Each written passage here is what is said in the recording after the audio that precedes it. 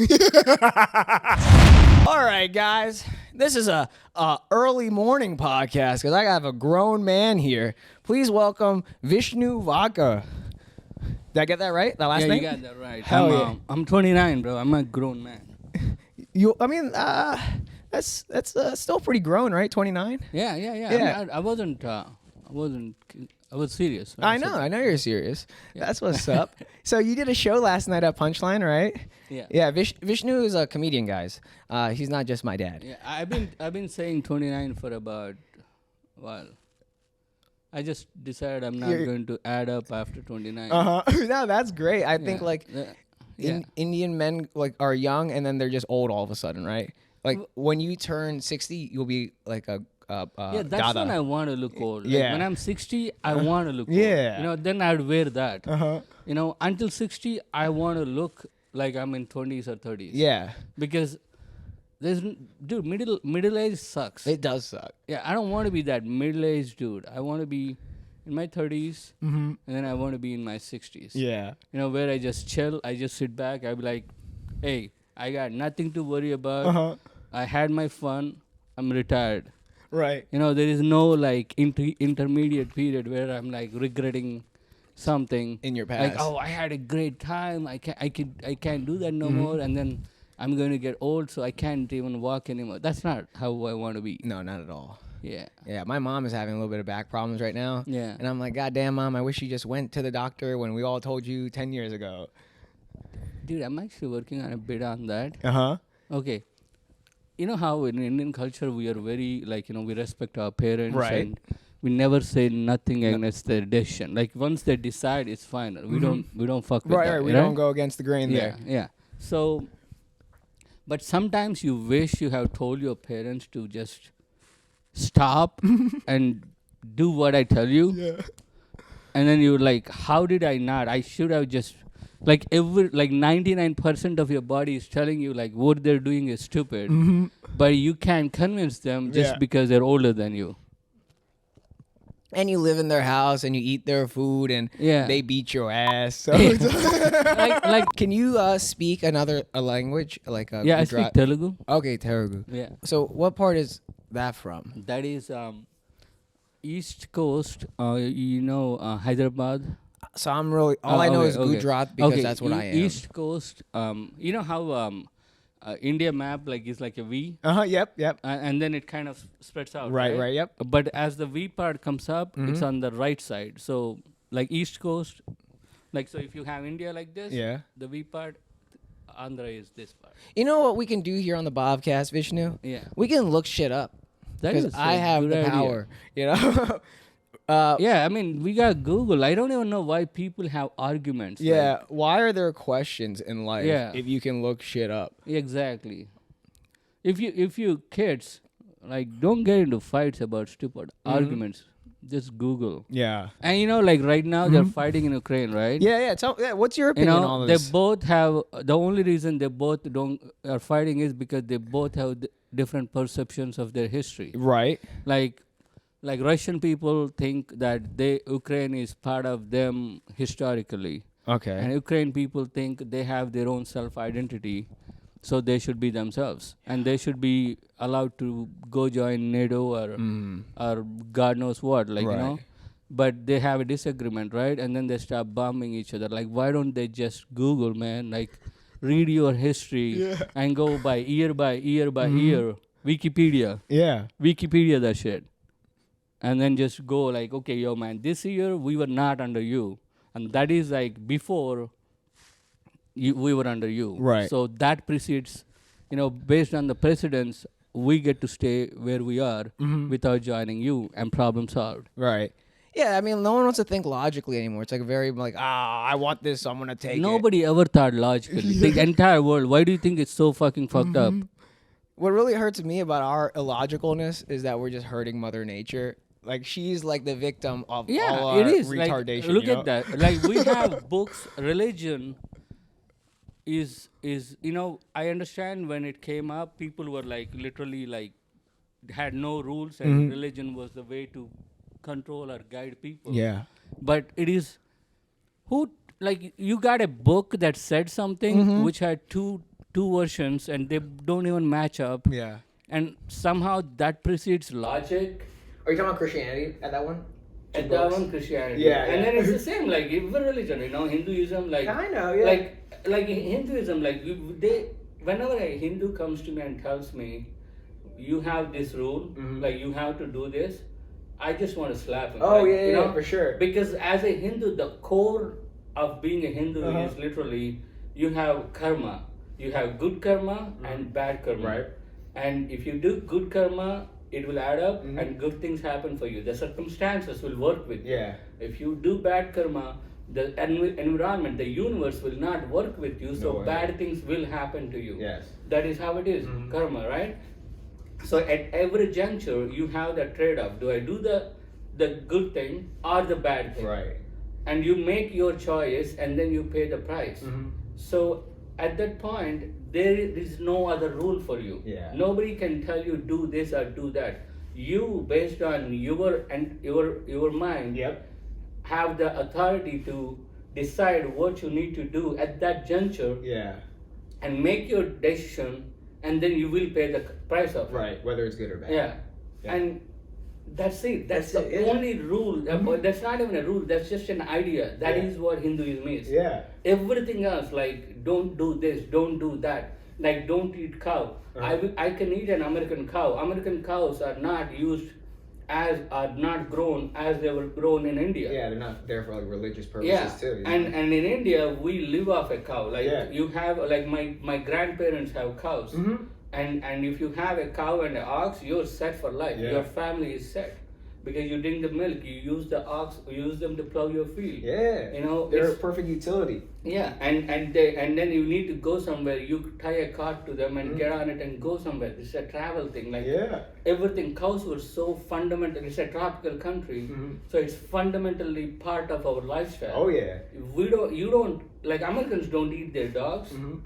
And like in other countries, they get mad at them for eating their dogs. Yeah, and then they turn around and make fun of us for not eating cows. Yeah. But the idea is, like, because they're fundamentally part of the tropical way of life, cows are not edible in that area. Oh. Because they are your pets. And then when you go to like northern hemisphere, where it's not part of your environment, everything you see. You don't have trees. You don't have fruits. You're living in a cold weather. Yeah. You have limited amount of light, where you can, and after that it's like who hunts who. You don't even know the difference between, humans versus animals. Yeah. If someone comes into your territory, you shoot them. Yeah. So the northern, like we are always like shitting on white people for being evil, but if you look at their background, they come from harsh conditions, and either I eat or I die. Right. And if there is food on the table, if there is an animal, like say you're hunting in America back then, Canada, there's a rabbit and you could eat it or I could eat it and only one of us will survive. Right. So for that rabbit, I might kill you. Oh yeah, that's facts. Like hard times, hard measures. Yeah. So and then you go to southern hemisphere like India, where you got trees everywhere. Literally, you wake up. And there are fruits like around you. So because your environment's so chill and providing, your whole mindset is different. So for me, I am bored. I want other people to come and like, hey, let's hang out, eat a fruit, like let's talk. How did we get here? Like, what's up? Indian people, we got so many books and so many stories because of those gatherings. Yeah. They used to call them yagnas. They literally have a fire. Right. And then they keep throwing stuff into it. And they chant, and then they take breaks, and they chat, right? And they tell stories. Mahabharata. The Mahabharata is like a Indian epic. Okay. It's about, you probably heard Krishna, Rama, like not Rama, Krishna, Arjuna, like Pandavas. So these are like gods in Hindu culture.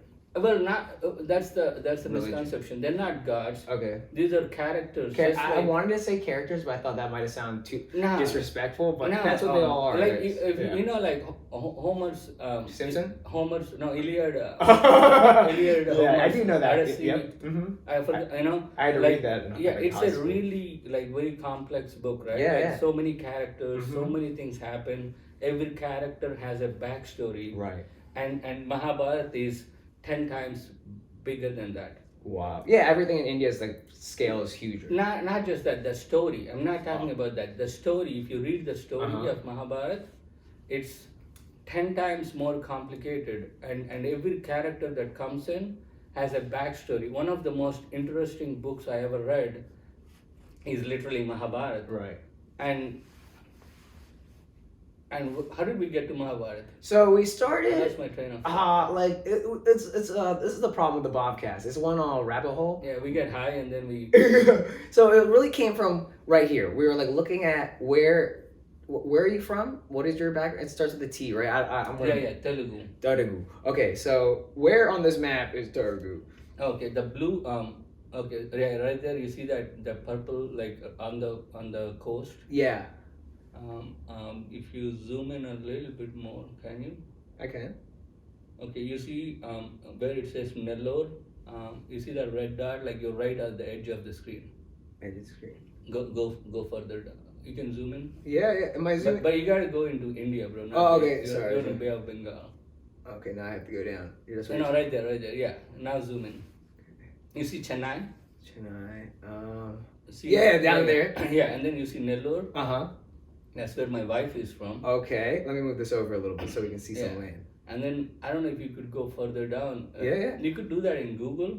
Oh, there it is, right there, right? Yeah. But like if you go down, like if you go in Google Maps, bro, I can show you my town. So I don't have Google Maps downloaded on my phone. Okay. Yeah. So this is just Google being like, "Hey, use us, motherfucker." Dude, my wife is gonna just like, you know what just happened? Oh yeah, tell me about it.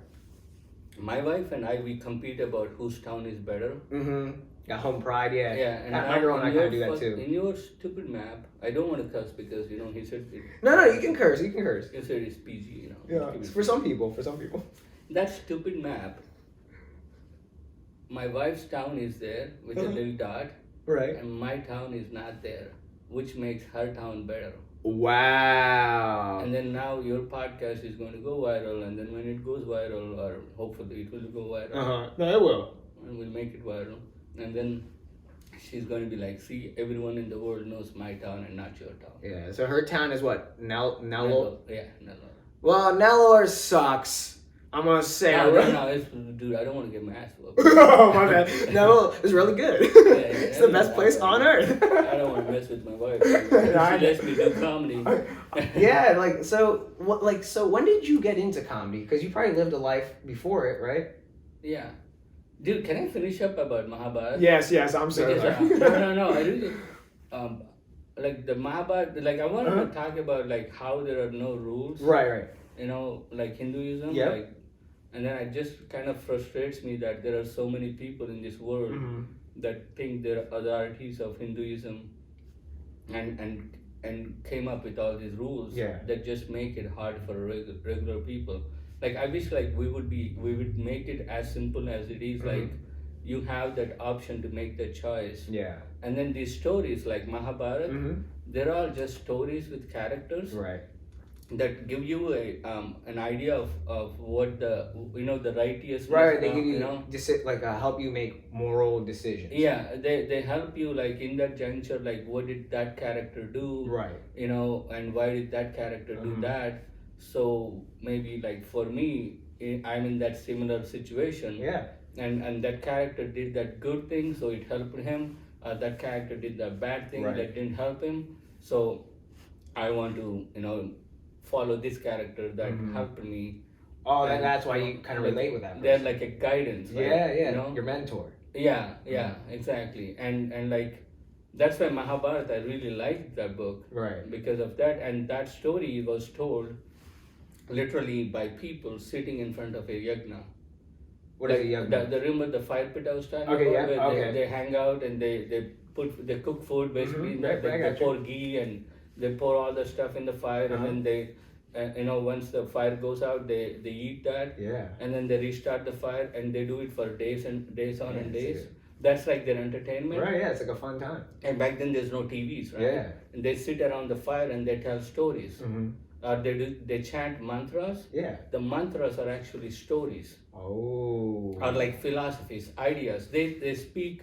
Sanskrit is a language written just for the purpose of capturing the most possible meaning in a shortest sentence possible. Mm-hmm. Like that's why they say Sanskrit could make a very good computer language because the meaning is very straightforward. Right. And just the way they you say like oo or ah or you extend, Right. you can differentiate if it's a question or a answer or an assumption or Right. It's like the tone is in that. everything is like you don't need, like how with English you need to know the tone, you need to know the language, and the dialect, the sound, almost, like who's saying it. Like the something intention. written and something said, It's not sometimes they don't translate similar. Oh yeah. Like that's why you get into trouble with sending an email where you are in your head, you're like, I didn't mean it. Like you don't mean it one way, but it, Sanskrit. I wouldn't say it doesn't happen, but the language was literally prevents that to happen, and that's the whole point of computer languages. Yeah. You don't want to have a computer language has to be absolute. Of course. Every statement is like, this is what it this. is. The computer cannot differentiate, right? And exactly, Sanskrit is just that. And all these stories told in Sanskrit are told that way. So there is no confusion or, you have confusion on how a character, like you could debate about why a character did something. Right. That's like our book, like, you read a book and we that's discussion. Yeah, but you can never say, no, this character did this, not that. Right. That character's intention is always what it is, or to that character. Exactly. Like the capture, so that, like, the culture is more like you sit around the fire, you talk. If a new person comes, you ask them for their story.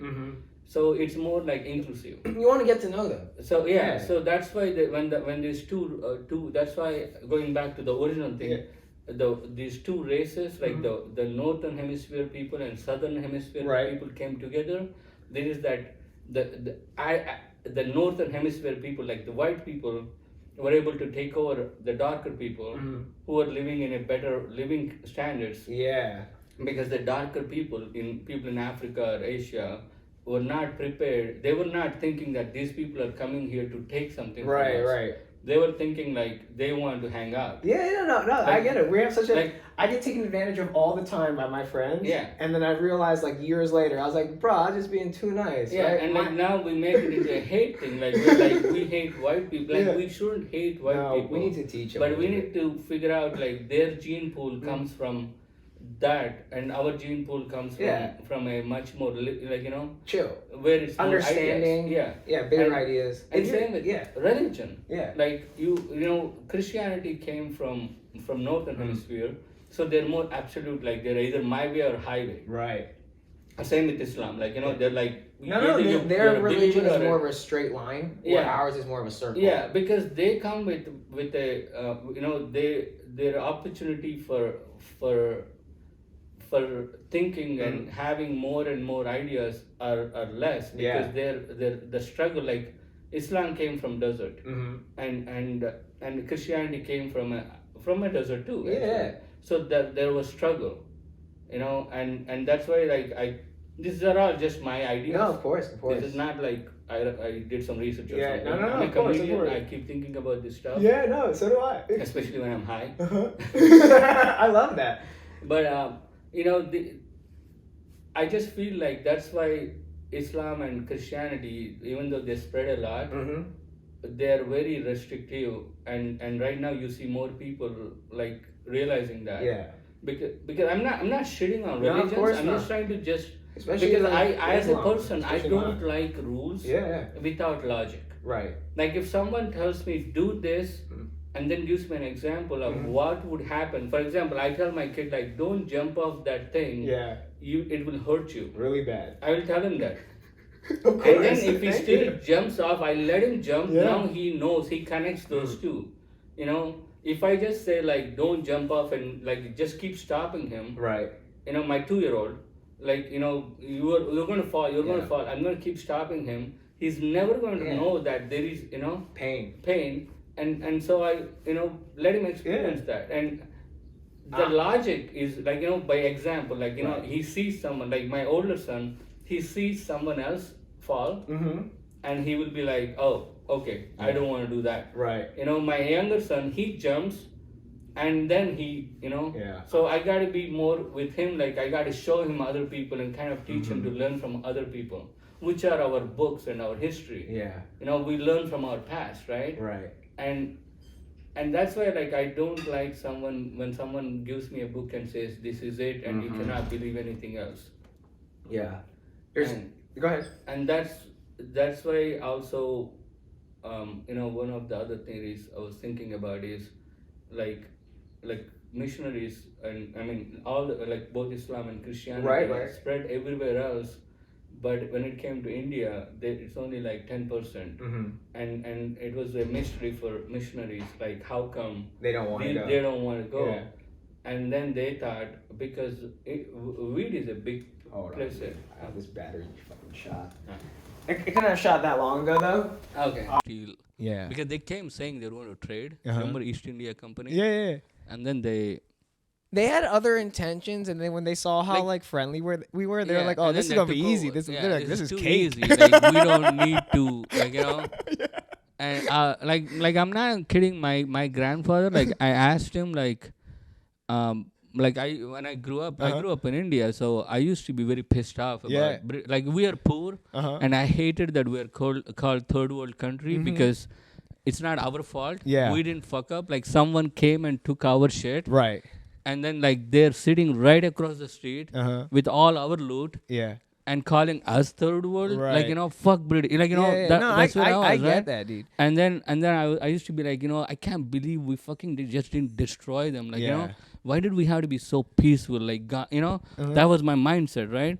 Why did Gandhi is like always like, oh, don't do nothing, yeah, and then he literally made us like be slaves to them for so many years because we listened to him, and we like they put us through World War I. Yeah. We literally financed that fucking war. Like everything was like we were made to grow cotton, like the uniforms, everything, right? Right.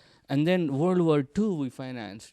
All that money. Like they looted us, and what did they do? They used that money to destroy themselves. Yeah. They kind of they're root of their own evil. Yeah, like literally like Germany and all these countries, like they looted from Africa. Yeah. They took that money. What did they do? They went and destroyed. They killed 6 million people. Yeah. Can you believe that? No, I mean it's tough. And it's like they didn't even like they still have like when I came to America, I was surprised to see homeless people in this country because I was like, you are rich. Yeah, of course. Nobody looted you for 600 years. Yeah. You have so many natural resources. Yeah. You are the world leader. You can bomb somebody across the globe, but you can't feed a person, every single person, every day. Yeah. You can drop a multi-million-dollar weapon to kill one person. Yeah. But you cannot use that money to feed every single homeless person in this country. No, because they need that. They need the gap. The gap makes America happen, right? If like who are they? Like the people that are enjoying the first of all the defense, like Department of Defense. Like how long are they going? like Department of like every one of them live literally their working life is from their 20s till like their 80s. Yeah. Right? That's like 60 years. I Maybe agree. one person would survive. Yeah. But wouldn't he realize at some point, like, so many fucking evil people keep cropping up that they continue to do this? Because literally, I understand, like, even 20 years back, before we had internet, when I moved to West Virginia, people ask me questions about India. Was that the first place you moved? West Virginia? Yeah, and these are like ignorant questions. No, they I don't know. like not because they're evil, they're not because they're bad. They just don't know. Yeah, you're like you guys are new to each other. Yeah, nobody has time to research about India. Or can they? Even if they want to, they gotta go sit in library, read a book, and that doesn't happen, right? No one so has time obviously for that. they don't know. They were asking me, "Hey, do you guys ride camels?" And I'm like, "Why would you ask me that dumbass question? Like, are you that dumb that you don't know? Like, we have cars and like bikes and like cows. and we're not even from the desert, like Right. camels. I never saw a camel in my entire life. No, I agree. How can you not know that? And then I'm like, well, how can he? Mm-hmm. Like, I didn't know how America looked before I came here. Exactly. I didn't know how the streets of Philadelphia. I didn't know there are black people in America. Forget about, Yeah. like I was surprised. I thought America was all white people, just like Britain. And so I was a dumbass too. Yeah. So I can't turn around and call them dumbasses. Right. But there was an excuse for that. But since 2010, we have a device right here in our hand.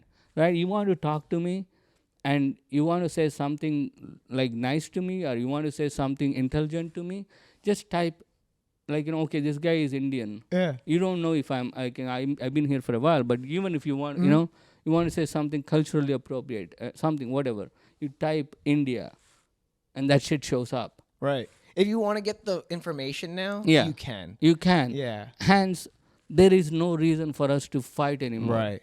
Like, if India and Pakistan, it's literally of how we look at each other, the perception. Pakistanis think that Hindus hate Muslims, Right. and we want to destroy them. Right. And Indians think that Pakistani Muslims want to destroy Hindus and make us all Muslim. And hence we need to keep them at bay. Yeah. And we have, and Kashmir, Dude, I did a project on Kashmir in the 5th grade. Dude, you know how many hundreds of thousands of people died in that thing about that piece of land? Yeah. And this is the literal truth, right?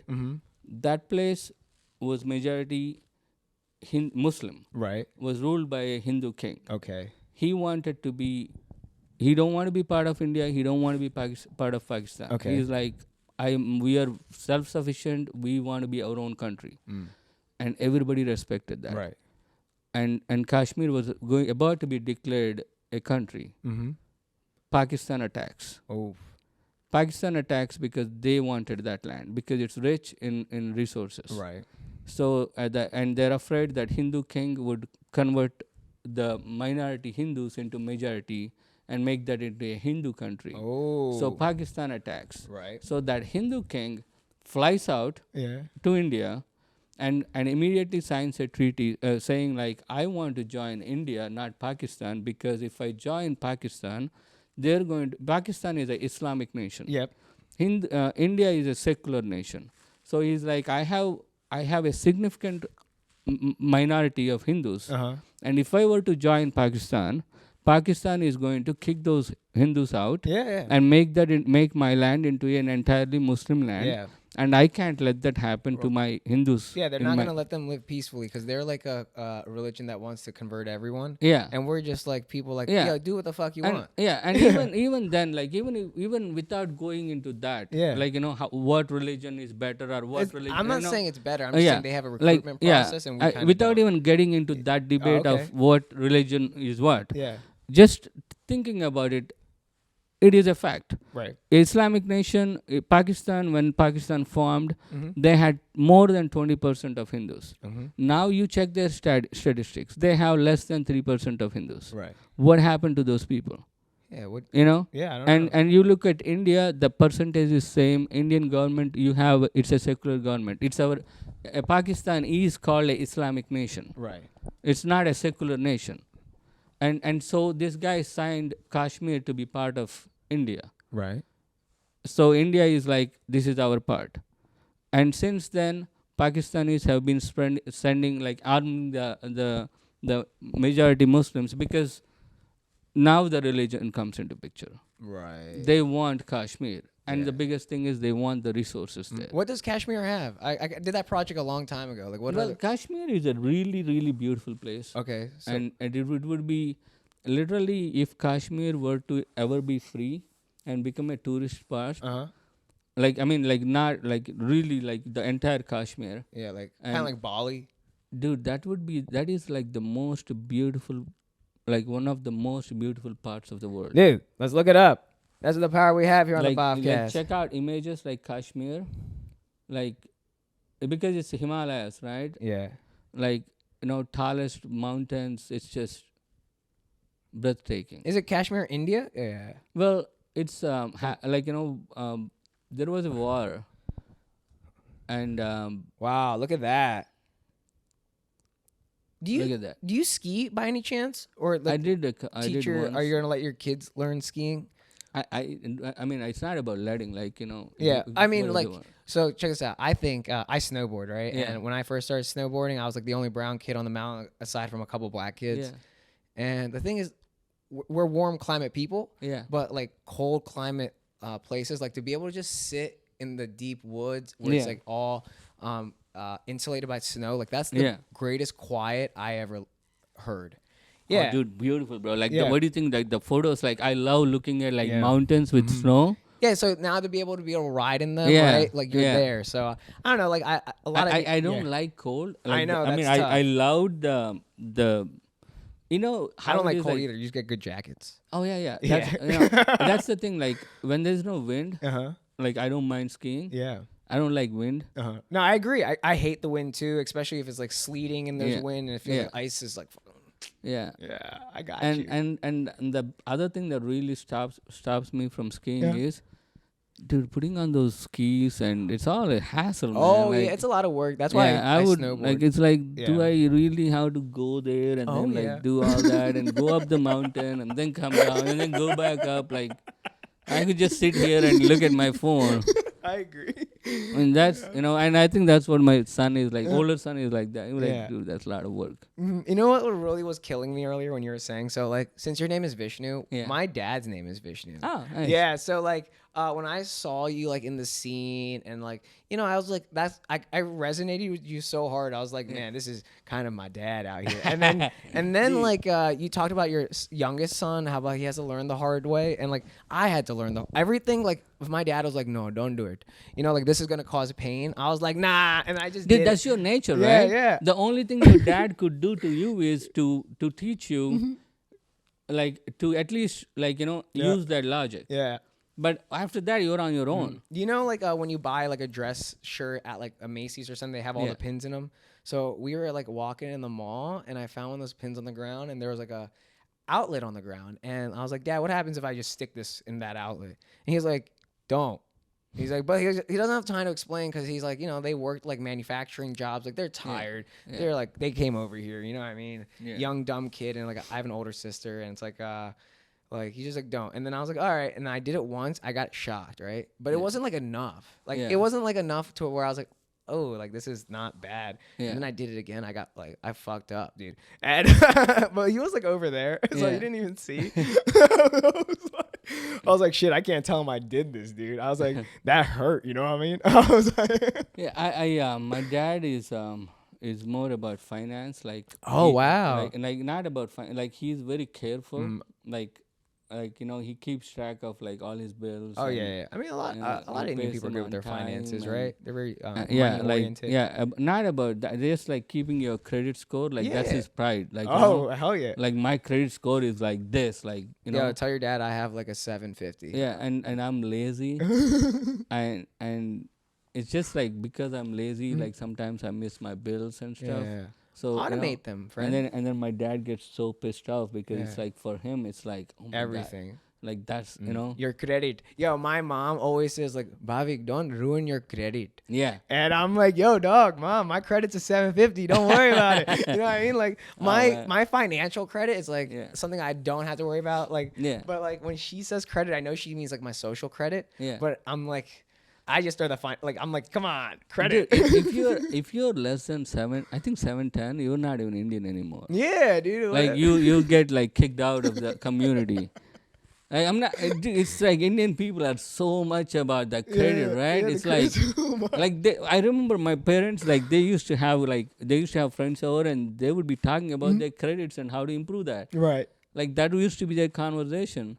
And Oh, I yeah. guess that's how you survive. And right? like that's how like they bought a house. That's how like Yeah. when I bought my Yeah. motorcycle like in 2017. Yeah. Like, thing is I had the money Yeah. in cash. Yeah. But I couldn't really get a loan because I had no established credit. Yeah. And the thing is, I didn't want to pay all in cash because I needed that money because I'm like, I Yeah. had to pay like loans and shit. So Yeah. I was like, I was like, this is fucked up. Like, I have the money. Why can't I just have the motor? And the, like, you know, like, so my dad had to co-sign on it. Yeah. We got a better, like, interest rate, but I was like, oh, like, they need proof almost that I'll pay it back. It doesn't matter if I got $1 million in the bank. You know, like, if I'm like a skis ball, you know what I mean? Like, I'm not going to pay you. So I was like, damn. So credit, dude. It's a fucking. I know. I got my first credit card because they were offering me free T-shirts. Yeah.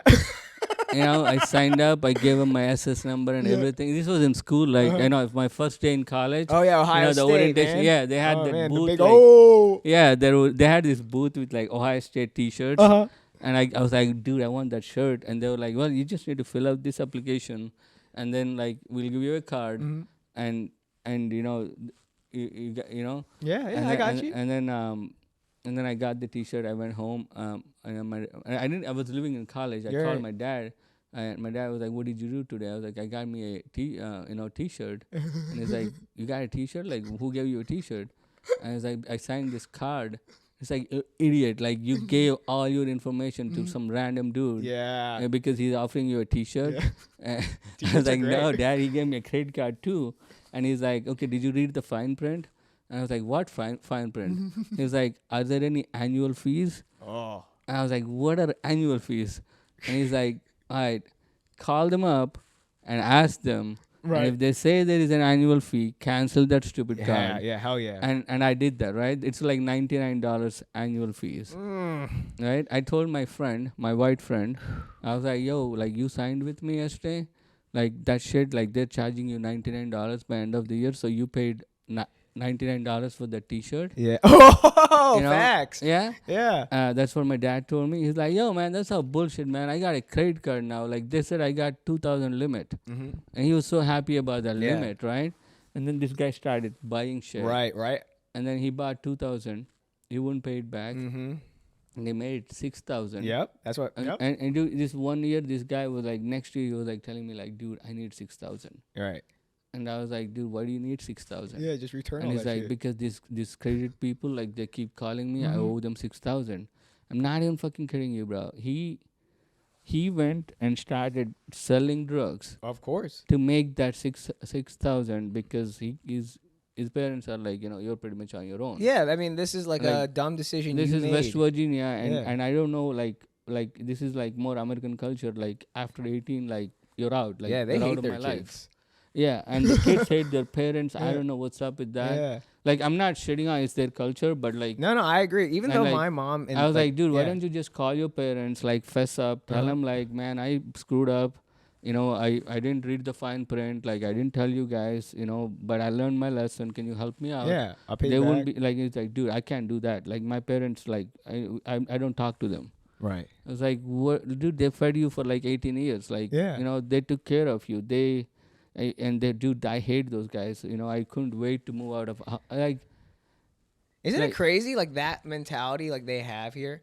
Like, not, Yeah. like, and I'm born here. Like, let me, like, say that. Like, Yeah, and it's Yeah. just like, and then it's like, I'm not even kidding. Like, you remember I was telling you about earlier, like, one of my friend got pulled over. He had drugs on. Yeah. And then he got 10 years. Yeah. Because the amount was more than, you know. Yeah, it's like they have a dumb rule, like an ounce or something. Yeah, and then it's like, you know, at some point it's like for sale, and this guy was selling, so Right, you of know, course. this is the same dude. Yeah. And then he got 10 years, and probation. Like, he did 1 year and he had to come out, and he had probation for 9 years. He can't party, he can't go out. Yeah, he's like, getting you know, drug tested. he and all can't that be shit. seen at house parties. Yeah. You know, all from one credit card, like one mistake, and then nobody, like, you know, took the time to, like, you know, you didn't have that bond with someone who could guide you. Yeah. And I could have been down that same path with him, You were right? so close to him, right? Like, Yeah, right we were next to like, him. we were roommates. We Yeah. were hanging out. Like, that's how we became friends, Yeah. because we were roommates. It's so tangible, right? Like, Yeah. you can almost touch it. Like, that Yeah. could have had that life. Yeah, he is my roommate. We Yeah. shared the same, Yeah, like, you know, that's how space. we became friends. Like, we were dorm roommates. I get it. And that dude, like, every time I see him, he had to be, like, careful, like, you know, I can't, like, even at a house party, like, there would be, like, next apartment, like, you know, Yeah. I would like carry, like, he would be like, yo man, like, if there's cops and all, I gotta be careful. Yeah, of course. And he couldn't get a job, so he had to like learn a trade, and Yeah. he started his own business. Now he's fine. Yeah. But like all that pain from like one, so even though I make fun of my parents for being so like, but I kind of, but I kind of like that I got that. Dude, because they were support from so them. heavy on the discipline, like Yeah. you- At you- least like their idea of like, that's how they show love, right? Like that's what I Yeah. figured out. Like post college, I had time to think. yeah. Like think about why my mom is why she is. Yeah. And dude, like that's just in India. That's how they grew up. But It's not like fun Yeah. and like, you know what I mean. When it comes to your kids, her mom was a principal, so it's Yeah. not easy. Yeah. So, Yeah. But my parents are more like, it's different. Like some of my friends' parents, yeah, they're really strict. yeah, And wrote random stuff. Uh-huh. Like, remember I was talking about rules earlier, yeah. like random rules with no logic, and I hated that. But like, they would be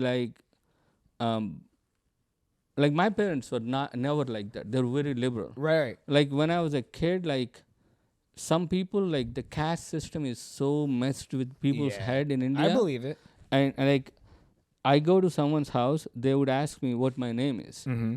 And for some reason I never got that until like I never understood that, Right. because no one told me what was happening until I grew up, like I was like 16 or Yeah. 17. So back then all I knew was like, when I say my name to people, like my full name, Yeah. their demeanor changed, either like more friendlier or Getting more threatened. harsher. Yeah. Like more kind of is like, your full name Vishnu Kumar? No, mine is Vishnu. Okay. And because if I say that, which tells them what my caste is, their demeanor was changing. Is that like a good cast, bad cast? What is that to me? It doesn't matter. Oh, It's okay, fair enough. about either you are my caste Yeah. or not my caste. Oh, in my club or not in my club? Not in my club. You know what I'm Okay, saying? yeah, I Like, got it, it's I not get it. about good or bad. But Like are they- people jealous if you're like a higher tier? Like, No, you know what I mean? no. It's not like that. Okay. Everyone is proud of their caste. Like, Yeah. the My family problem comes from is, farmers. like it went from like, no, the original caste are not even caste. Like the way that Bhagavad Gita talks about, it's not by birth. The way it is described is there are 4 different varnas. Varna is like different kinds of people, Right. and there are in terms of like their behavior, like there are people that are knowledge, like that they think. Right. Those are Brahmins. Yep. Yep. Brahma is means knowledge. Right. So the person that seeks knowledge is called Brahmin. It's not a caste. And there are people that are Kshatriyas. They seek power. That's their goal. Right. They want to be powerful, the most powerful. They're called Kshatriyas because they do it through, like, I don't know how the meaning works. Yeah. I But feel you. they're Kshatriyas is that's how they are defined as. It's not a kind of person. It's it's a thought of or a person's psyche. And then there are Vaishyas. These are the people that do business. I think So that's for me. them, everything is like a business. Yeah. So every transaction, every communication they have is like give and take. Yeah. So like, for example, like if you want to make friends with a Brahmin, you talk to him because he's seeking knowledge. Right. You talk to him through with knowledge. Right. Like, you share knowledge. Yep. That's how you become friends. Right. Yeah. With I give the him what he wants. Yeah. With Kshatriya, the relationship is always either you are under him, Yeah. reporting to him, or you are against him, because you both are territorial. Yeah. Like, I have my territory, you have your territory. So we both have that challenge. Every time I Yeah. meet you, I have that challenging attitude. Either I command you, Right. or I try to, Yeah. With that type of dude, I'll be more submissive Yeah. because I just want him. Yeah. So I'm like, that's the business Yeah, transaction. so that's the second varna they talked about, Kshatriya. yeah. And then the third varna is the business person. Yep. How would a business person behave? Like, every time you talk to him, like, yo, what are you going to give me out of this? Yeah. You what's know, the what haggle am price? what am I going to get out of Yep, this? Like, yep. okay, I'm going to sit down and hang out with Yeah. you. Am I going to get enjoyment? Like, Yeah. what am I going to get? You know, that is his Exactly, thought yep. process. And then you have Shudra, and these are the people that like to do crafts. or everything else. Basically, Right. their thing is they don't really want to associate with other people. Okay. They're like, Introverts. don't mess with me. I'm just going to do what I like to do, which is like I like to grow plants. I farm. I grow plants. Right. I get that stuff. Give it to you. Pay me for that. Right. Or I like to draw. I like to clean bathrooms. Like, not Cleaning, dog. cleaning comes because here's the problem, bro. Yeah. The people that clean, like we all look down, right? Right. But there is a satisfaction in taking the dirtiest thing and making it clean. Right. There are people enjoy that. Yeah. It's not like, what happens in a business world is we are all like being forced to like, okay, you do this, you make money, Yeah. we're all forced to do things that we don't like Right. to do just for survival. Yeah. But if we get that out of our mind and like literally seek to do what we like to What you do, like? you could be a janitor and love your work, because you get you see a dirty thing and you Yeah. make it shine. Yeah. You get pride out Yeah, of that, dude. so there are shudras are the people that are like that cover everything else, Yeah. No, that take I got pride you. in doing what they want to do Yeah. without having to deal with everything else. And then how did they become caste? Because some asshole is like, hey, one thing though is like in medieval, not even medieval or whatever. Yeah, One of like the things that before happens times. is it's not even medieval. It's like what happens is if your dad is a doctor or a Brahmin, a priest or a teacher, Yep. you tend to you'll get your education from that person. Oh, of course. So it's easy for you to get education from your dad, then go find someone to give you that education. I understand. Yep. So a lot of times you take that convenience route and either do that or you go and seek knowledge. Right. And or whatever that, if you are a Kshatriya, there are a lot of people that are farmers that became kings and called Kshatriyas. Right. Like, and there are a lot of people that were Kshatriyas that became farmers. It's those transitions happen. Is there a term for if you are a little bit of everybody? What's that guy? I feel like I resonate with all of them a little bit. Everyone resonates with Yeah, everything. yeah. But the thing is, like, eventually something will pop out. So one of them, I do agree. I like, have a because- stronger suit in one of them. Exactly. Yeah. Like, you will know that. Yeah, you will kind of, sometimes you might not accept it. Yeah. Sometimes because of the, for example, I grew up with, my dad is a doctor. Right. My brother is a doctor. Oh, So there man. was a time where I was like, I would make a good doctor. And then, but in my head, I just know all I like doing is telling stories and discussing stuff. Right. That's all I like to do. Yeah. No. And figuring out, like, try to come up with theories. That's all I like I was to also do. supposed to become a doctor, but I couldn't accept, like, I wasn't here to help the people. It was just like satisfy my parents' ego. So if that's the thing, like, I don't think that's fair to anybody, right? That's not fair. Yeah. And the thing is, like, to tell you the truth, like, if your parents love you Yeah. and you make the case for it, if they don't accept it, like, I don't see how, if your parents love you and you come out gay and they say, like, we don't own you, like, how is that possible? Like, like, a I don't shame, dude. see that happening. I mean, unless there is some other problem in your relation with your parents or Yeah. there is some psychological issue or something fundamental, like, you believe in some faith. Yeah, or that, like you're, if but you're like if an it- evil person, let's just put it at that. in a logical fashion, Yeah, how does it matter what that other person is? exactly. Like, if my son turns out to be gay, yeah, how is that bad? it's not. A gonna have great lot of fashion. times it's like you push people and you try to change them, and when you actually change them, you're pushing them other ways because Exactly. you are literally taking the fun out of, Yeah, like, you want someone to be doctor, let them go check it out, and without any, if you don't pressure someone, they have a better chance of, like, deciding, well, they do make a lot of money and it's kind of fun to fix things, and might pick being a doctor than if you keep telling them, like, you gotta do this, you gotta do this, you gotta study this. You're like, fuck, I don't want to do that. no, exactly, dude. Like, Like, in Gujarat how it's still dry state, right? yeah, So growing up, alcohol was like bad in my house. yeah, And then I went to college, Penn State. that weekend, man, I was like already snorting Adderall in a fucking bathroom with a white guy named Greg. You know? Dude, let's take a break Yeah, with this. you- Well, no, not right yeah. now. Let me finish this thought. Yeah. Like when I went to college, right? Because it's 1:53. That's what I'm that's saying. why. That's why. Like, let me finish this. We'll close at 1:55. Uh-huh. When I went to college, Yeah. like first year, right? Like my parents are not too strict with me, Exactly. so I've tasted beer. I didn't really care for it. Uh-huh. It was not a big deal. Right. But even then, because I didn't know what my tolerance is. Yeah. I was a little bit drunk. But when we had our first like party in school, Mm-hmm. college, everybody was so drunk, and all the kids that were so drunk and passed out are the kids with the strictest parents. Like my friends whose parents are like my friends, his dad is like, you want to take a sip, like it's no big deal. They know what their tolerance is, like, you know, because their parents talk to them about it. Yeah. They'll be like, hey man, like have a beer if you go out, or have two. Yeah. If you're gonna drive, do this, do that. You know, they have that conversation. They know what's up. They were not drunk. They were not messed up. Yeah. But those parents that the kids, they never have that conversation. They're like, don't ever do it. Yeah.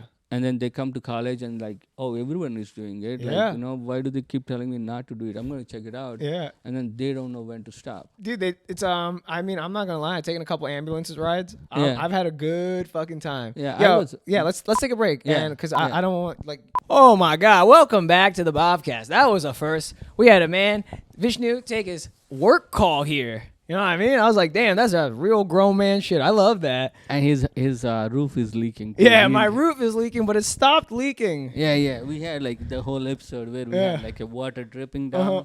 And he was looking at water, and I was talking. I was like, where the heck is he looking? Like, what the heck is going on there? Yeah, and then I had a fucking waterfall. Literally a waterfall happened. Yeah, here I was having like an effie, like, you know, whatever the word is, like, you know, where you're like having this experience where these new thoughts are coming in your head. And I was like, dude, I'm having this new thoughts. Epiphany, yeah. And then you are like looking over there. Yeah. Like, what the heck is he looking Was at? distracting him. Yeah. And then it was like my my ceiling fucking losing Yeah. its like durability. Yeah. But it happens. What are you gonna do, man? This is Philadelphia. Yep. I told you it's better than getting shot. Dude, anywhere is better than getting shot. Yeah. Would you rather get shot or tasered? I'd rather not get anything.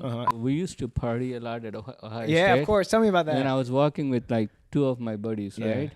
And you know, you get drunk. Like the thing is, in Ohio State, like we had these block parties. Oh yeah. And like every week, like we have these avenues. Like from 14th to like they go from like 19th to like 11th or something. Yeah.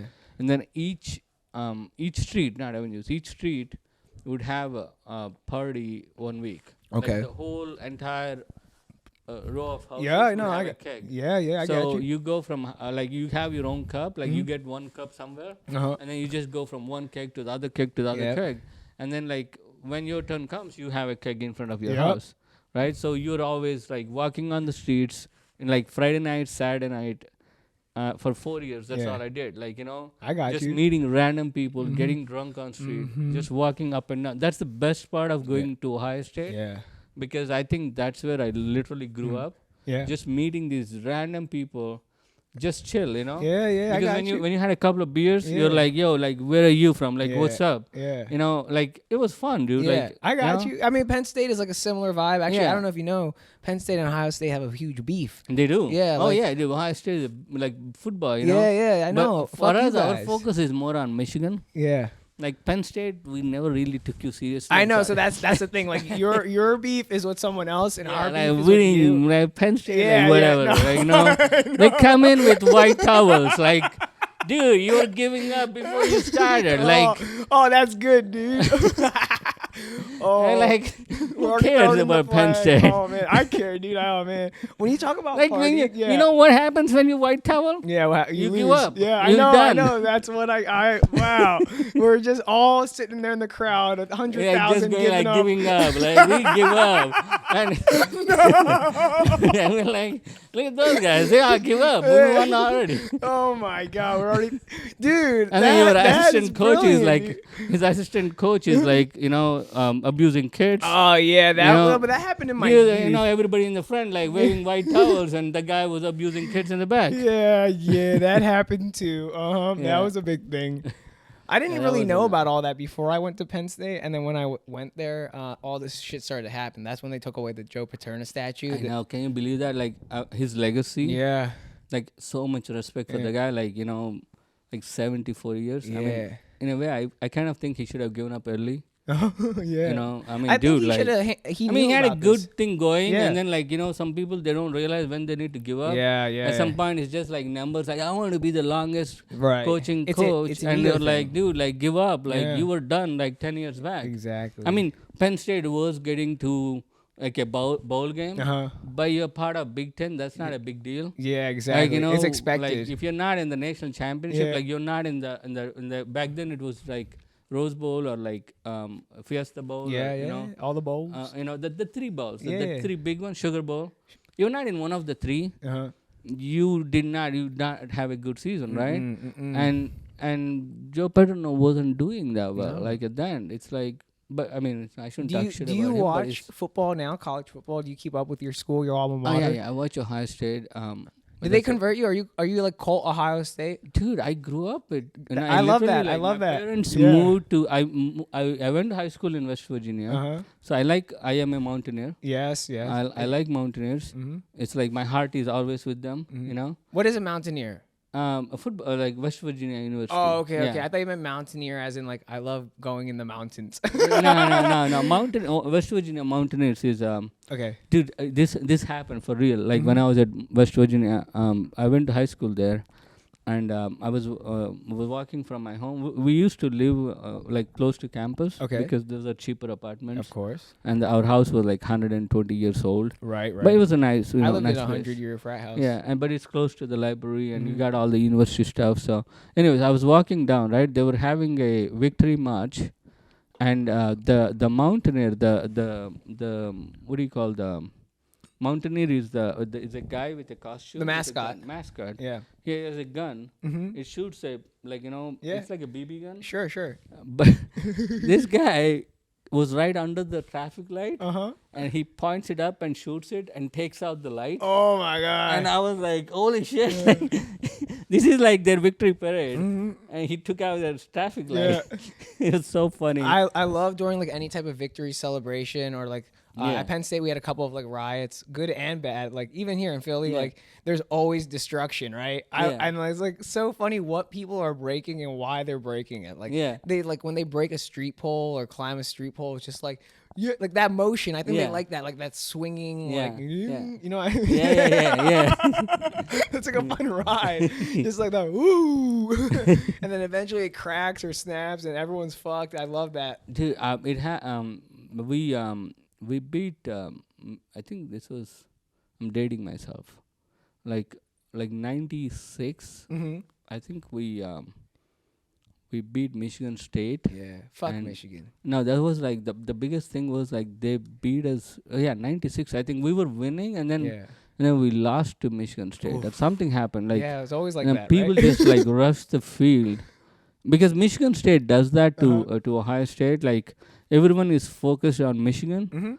That's your but team. then like we want to beat them. Like Yeah. if we beat Michigan, like that's a successful season for us. yeah. Like everything else is like bonus. Yeah. But like every time we are going for national championship, like the people that break it for us is like Iowa or like Michigan State, Yeah. Indiana, Penn State. Penn State once in a while.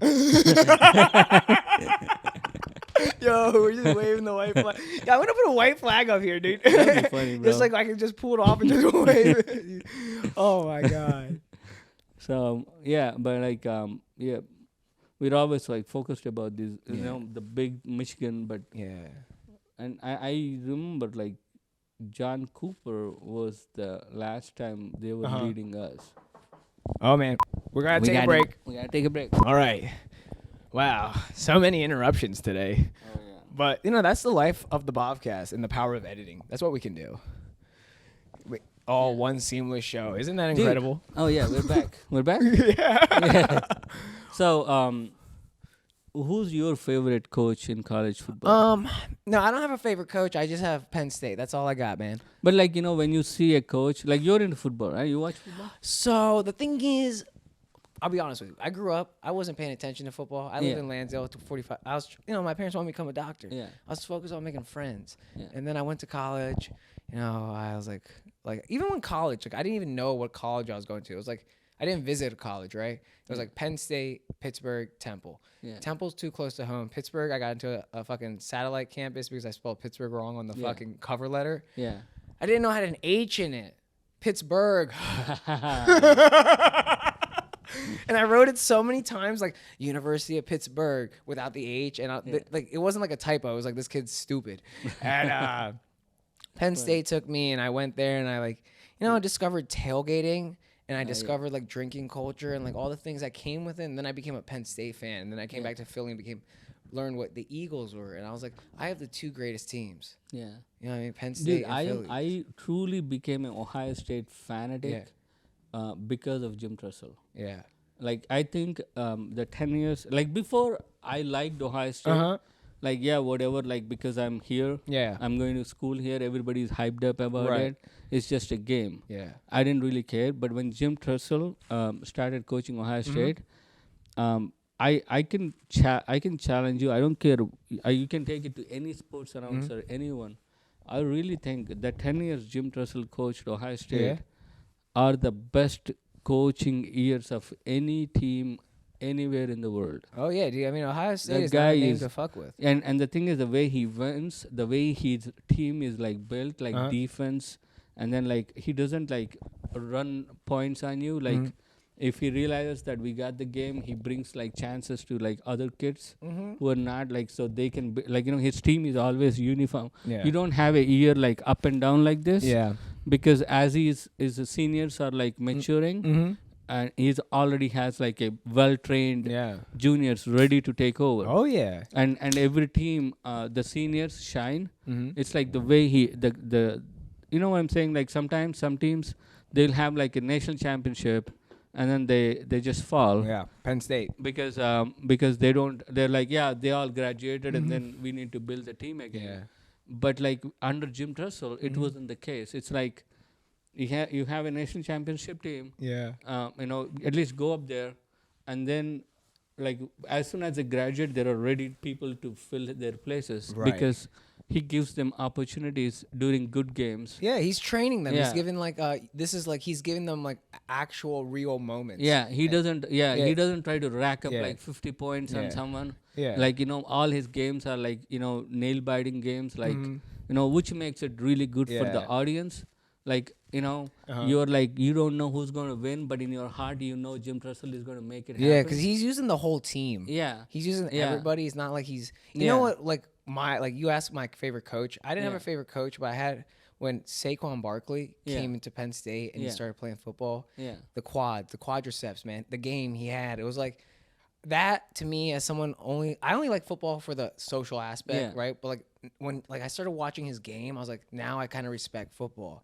The way he would just jump over people or break tackles. And then when he went to the fucking New York Giants and he really had like no help and he was just like fucking the only successful time he had at the New York Giants, like the success the New York Giants had was because of him. Yeah. That's what I'm saying. Yeah. And it's like, bro, like this guy just needs like it's like the quadriceps on this boy. Like I literally can't get over that. You know what I mean? So he took us to the Rose Bowl and like, I mean, we almost won. Yeah. But like it was all Saquon. Like it was all Saquon. Yeah. Like man, someone needs to help this motherfucker out. Yeah. Yeah. But it is what it is. Yeah. But that's why I really like that time. Like Jim Tressel, Maurice Claret, we had him. We won national championship 2002. That I see, it sucks that like what happened to him. Yeah. But like I think if he had taken Jim Tressel's advice, he would have been like one of the like top players in the country. And it's like I feel so bad. Like even like I think about him a lot. Like like because that guy could have been like one of the greatest football players ever. Oh no, for sure. He just took us like he ran us into national championship. Yeah. Dude, I used to be more of a cricket guy. because I Oh, grew really? up in India. I grew Yeah. up in India, and when I was a kid, like I mean, cricket's bigger than football. well, in India, like Just like by sheer numbers, isn't like even like Europe and other countries like cricket? yeah, there are more countries that play cricket, Yeah. but in America, like Americans don't know. But I like cricket a lot Americans don't know because shit, dude. I love it. It's like ignorance is bliss here. It's like, yeah, I mean, like I didn't know about baseball before I came here. But how so about I can- soccer? You knew who does soccer I belong don't to? really care Or about football? soccer. Football. Who does football belong to? I don't really care about that too. I only cared about cricket Yeah. because cricket. We have this guy called Kapil Dev when I was a little kid, like Yeah, 4, I think I've 5. heard about him. Yeah, And then like he went and won World Cup. yeah, Kapil. Yeah, I didn't know. Like I didn't know Yeah. about that because when that happened, I didn't know what was going on. Like I was a baby. Yeah, you were. But then later on, like I realized, like people were like, "Yo, India won." Like the like we didn't win our independence. We didn't fight with anyone. We fought with Pakistan when we won the wars. But I never really liked that. Yeah. But as a cricket sports is where like there is no damage to anyone. You're yeah. not killing people, but yet Right. you can take your grudge out, and then you can build like a drama. It's so Yeah. much fun that way. I love that drama. You said Yeah. that. Indian And- people love drama. Yeah, because it's like cricket is drama, Yeah, right? it is. You have 11 players, and the thing that Yeah. made Kapil Dev a big hero is there was a game with Zimbabwe. Yeah. India is supposed to until that 1983 World Cup. India never won a game Oh. in the World Cup, not even one game. Whoa. And then these guys go, and West Indies won like 2 World Cups. England won 1 World Cup, and these guys beat two West Indies 2 times, and they beat England once, and then they beat West Indies again in finals to win the World Cup under this guy. And one of the games was like it wasn't even taped, Yeah. because BBC didn't think it was a big deal. Right. Right. So and back then only BBC was the one shooting, right? So this was a game between Zimbabwe and India. Yeah. And Zimbabwe scored. India was batting first, and they were there are 11 players, and the top 5 or 6 are your really good batsmen. Like the Right.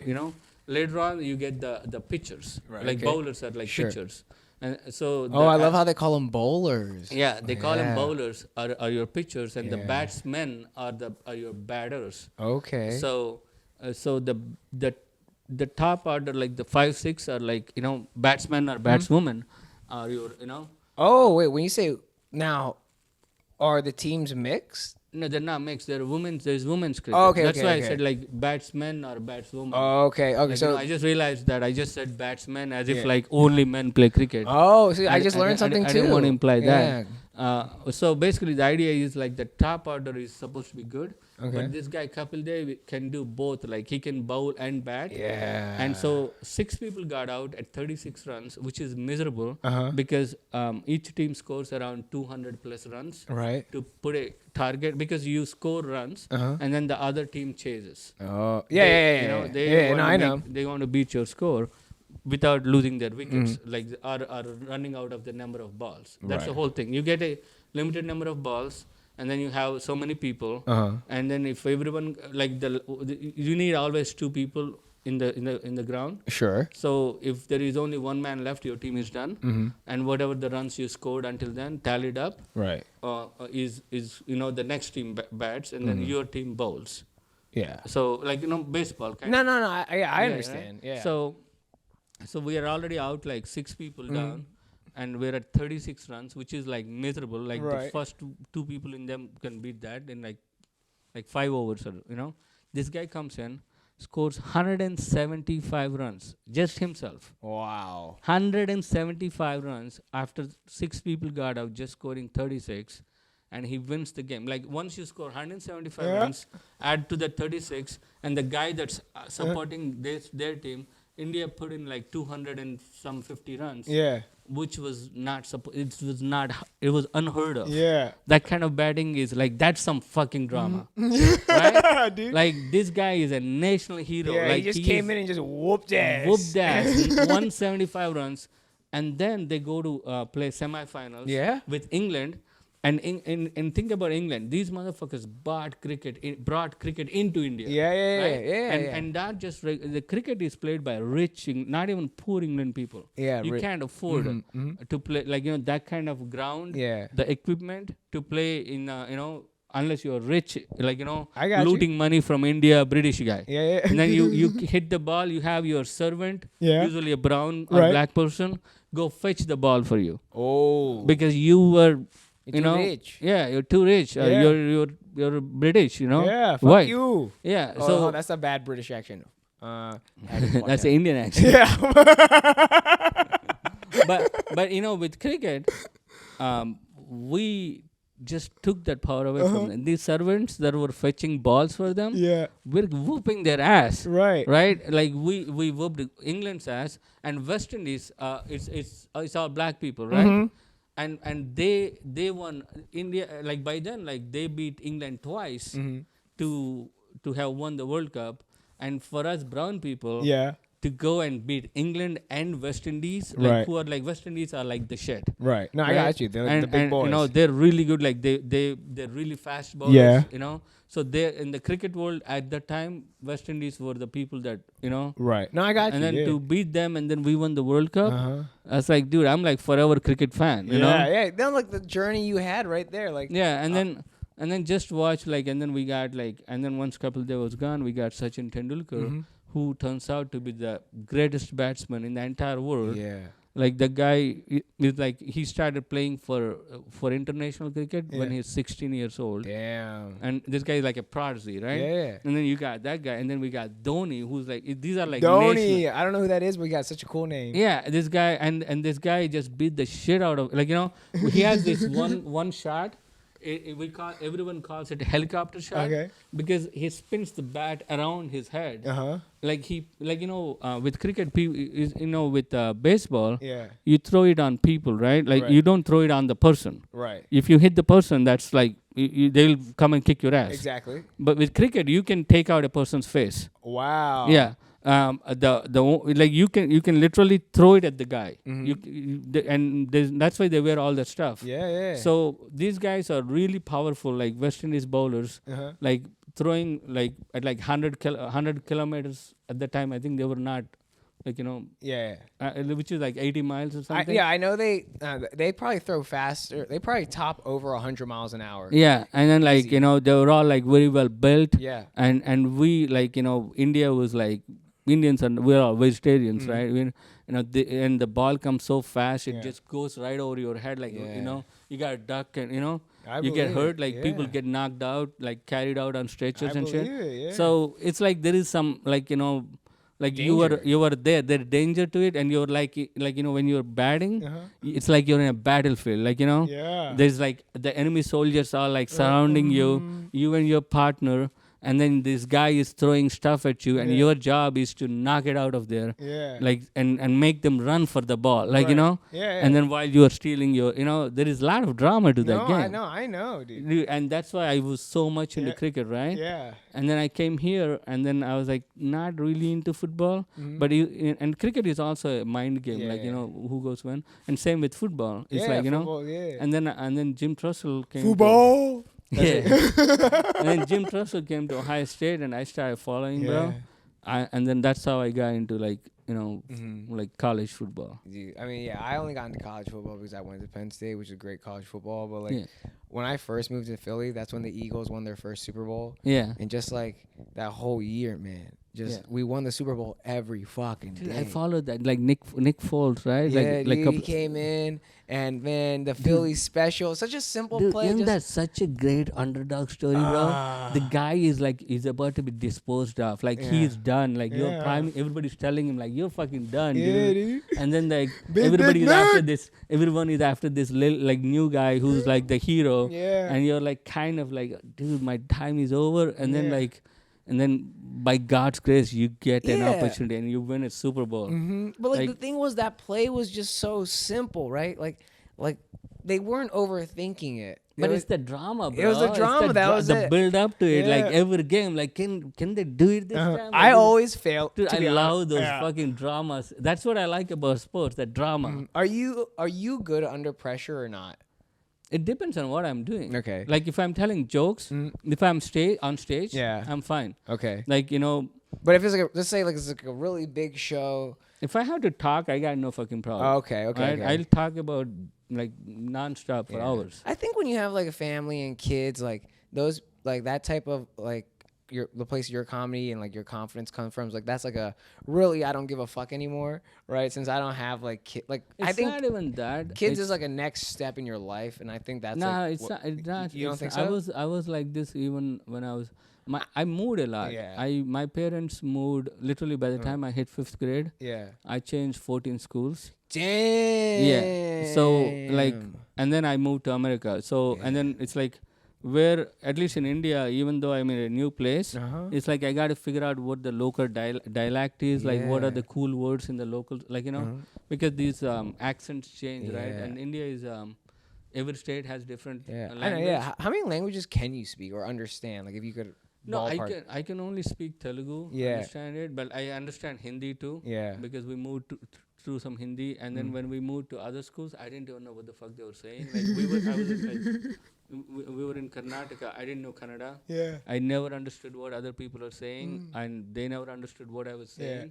And I was so young, I didn't even realize they were not understanding me. Like, you know, I just used to say whatever the heck I want to say to them. Wow. And then walk away, assuming they understood. Wow. And then when they talk to me, I just don't know what the fuck they're talking about. That was literally my life until my parents moved me to the next place. Yeah. Where it's a different thing. Why were you moving so much?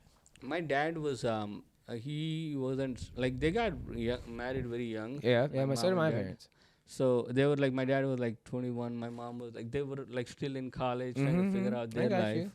So they were like moving around trying to like get a job. Oh, okay, it was just for work, basically. Okay, that's fair. Know, and then I was moving with them, like my brother. By the time my brother they had my brother, my parents figured out their life. Like, this is where we go, you know. And then they moved to America. Yeah, that's where, you know. At least you're in.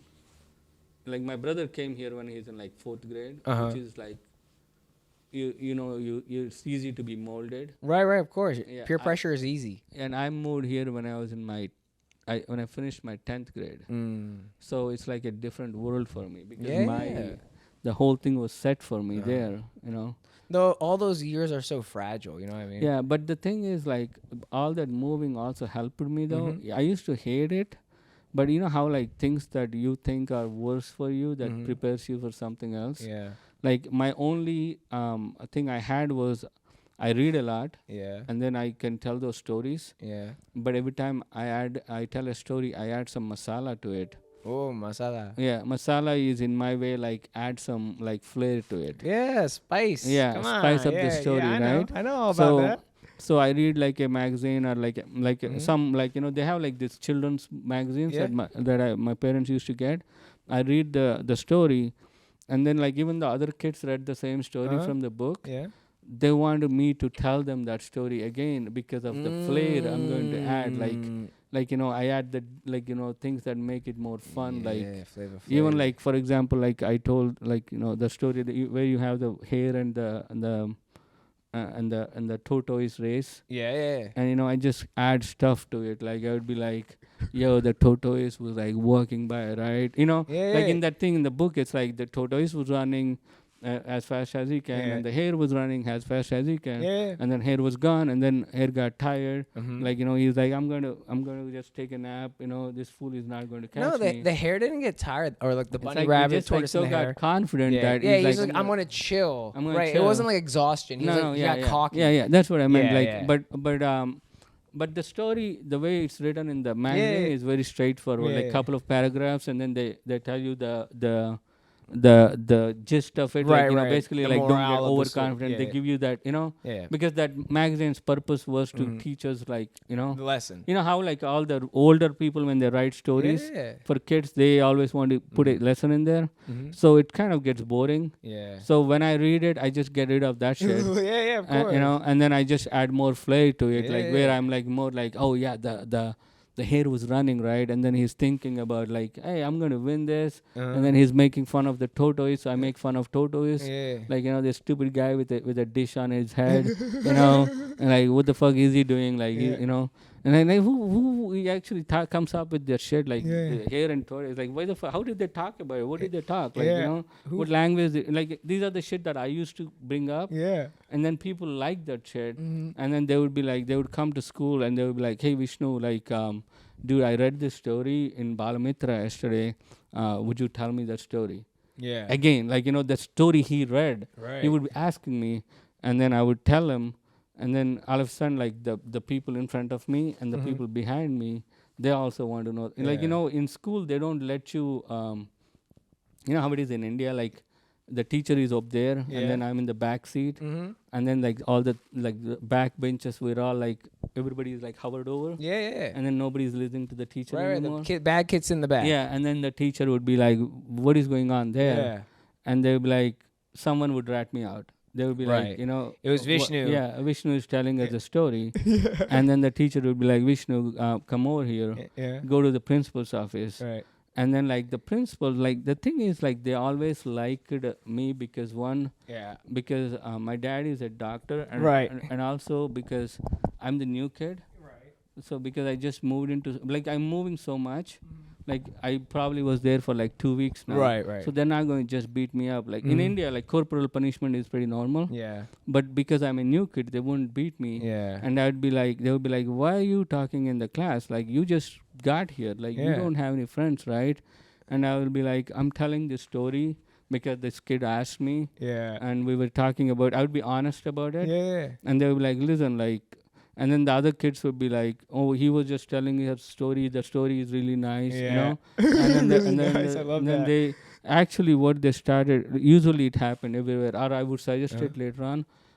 It's like when the teacher don't show up, they would tell all the kids to just stay calm. They don't have like substitute teachers. Right. Like, you know, you just... They're like, hey, chill the fuck out. Yeah, and like you're supposed to like put your finger on your mouth and just sit there. Wow. And then they would have like a leader, like the first ranker, in the front of the class, just monitoring everyone. And if someone speaks, they write their name on the board, and then when the teacher comes and they would like, you know, discipline punish the kid, right? What was punishment like in when you went to school? Well, they would make you go sit in the corner without the chair, but like a chair. Like they literally make you do wall sits. Wall sits are like, you know, they make you like bend over and touch your toes. Dude, my mom used to do that to me when I was little, dude. Yeah. By the way, go in the corner, touch your toes. And stay like that, like, you know, until you know. I love that. Yeah. Like I would like those. Like I hated teachers that would hit me. Yeah.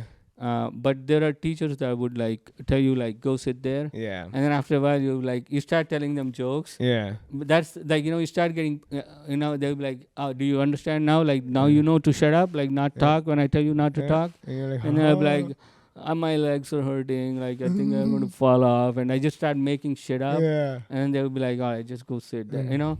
But like they would say like when they want the class to be like calm, like behave, they would come and say like, Vishnu, go up and tell them a story. Oh. And then now it's like I got, you know, because they don't have, you know, that used to be my thing, like where I would tell the story to the entire class, and then like you know that, and then I would offer it to like when I go to a new school.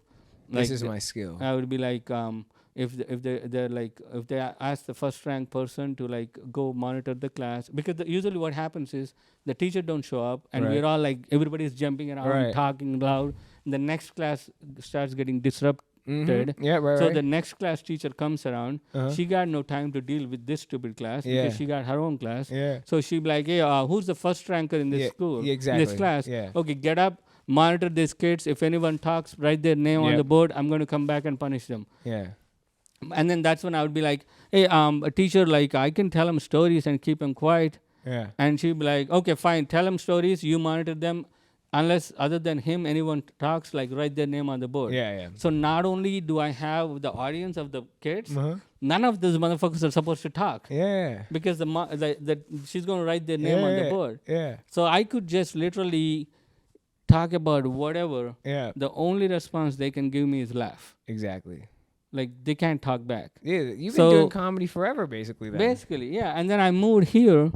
And I was all my life. I'm like, dude, I got like that was not considered a skill.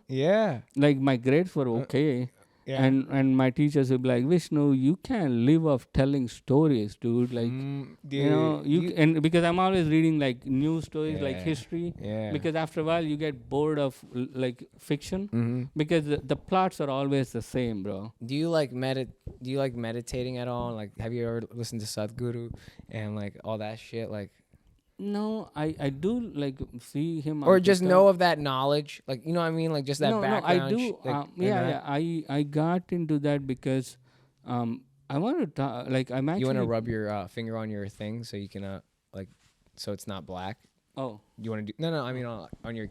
Oh yeah. Yeah, I don't know if you want it to be active. Yeah, I wanted to be active. Yeah. Yeah. I got you, dude. yeah. I know how to fucking Dude, I got work a from process. home. Dude, I have a process running. Yeah. That thing will run for a while. Yeah. So while it's running, I can talk. I to always get like when I'm doing something and the screen goes blank, I always like fucking geek out. Like, oh, like what if it stops or something, or like the upload. Yeah. So I always just put on like the fucking 10-hour fireplace YouTube video just to guarantee everything is on, you know? Dude, that's the best part about IT, man. Like, IT, it bro. Let's doesn't talk about matter- that because it we're both doesn't brown. matter like what time you work, as long as the task gets done. So, like most of the time I spend time thinking of how to solve a problem. Oh yeah. But once you figure it out, you just type it out. Like it's not like you got writing pages. Like just couple of Yeah, coding makes me want to kill myself. I'll be honest. It's actually really fun, bro. Like I know, for some, it's unique to some people. I know people who love coding, but it's not for everybody. There are two kinds of coders, right? Some people take the fun out of it. Like, Yeah. some fat white kids, man, they're arrogant as fuck, bro. What did you say? What was the word? Fat white kids. Oh. Right? Dude, you were not the greatest fucking programmer in the world. Stop telling that to other people. You are not. Yeah, the greatest programmer I know is actually a skinny, fat white skinny kid white that kid. acts to me like they know, like just because they know how to like telnet to some other machine. They're like, I'm a hacker. Like, dude, shut the fuck up. Yeah. They they get it from South Park, I think. Like they have like a guy that's like fat that hacks and codes in there. And I think that resonates with them. I don't know, dude. I don't know. It's also not like, I think when you sit in front of computer long enough just playing around, you start getting fat. I'm fat. Of course. too. No. Like So my I'm not- hips are I'm not- broken. Okay, it's okay to be fat white kid.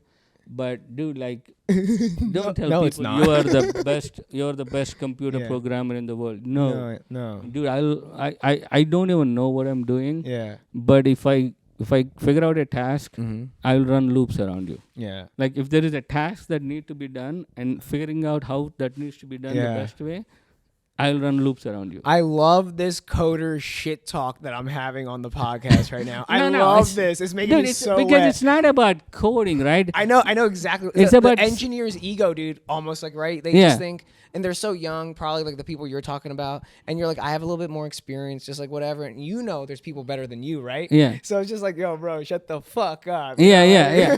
I mean, let's it's just do the job. Let's get paid. Let's go home. like how Hollywood like portrays these programmers. Yeah. Like everyone is arrogant. Like, that's not true. No, a lot of Because a lot of us are like sharing bricks too. Because if you were solving a problem, it wasn't. It's always now it's easier to program. Yeah, because knowledge is out there. Out there, like I could Google, like a lot of times, most of you're moving data information from one end to the other end. So one source to another source, right? Either from the customer to the fulfiller, or from the fulfiller to the customer. Right. That's pretty much every single thing. That's every transaction. And like now that there's Google, I just like, okay, I need to convert this piece of data. I need to figure out how to connect to this. I need to convert this piece of data into this format. And then you Google it. I Google it. I find that code. I implement it into my thing, and I'm done. That's like, it's so easy. You know what I always say? My theory on life, Vishnu, is that IT people are just people that can Google shit really well.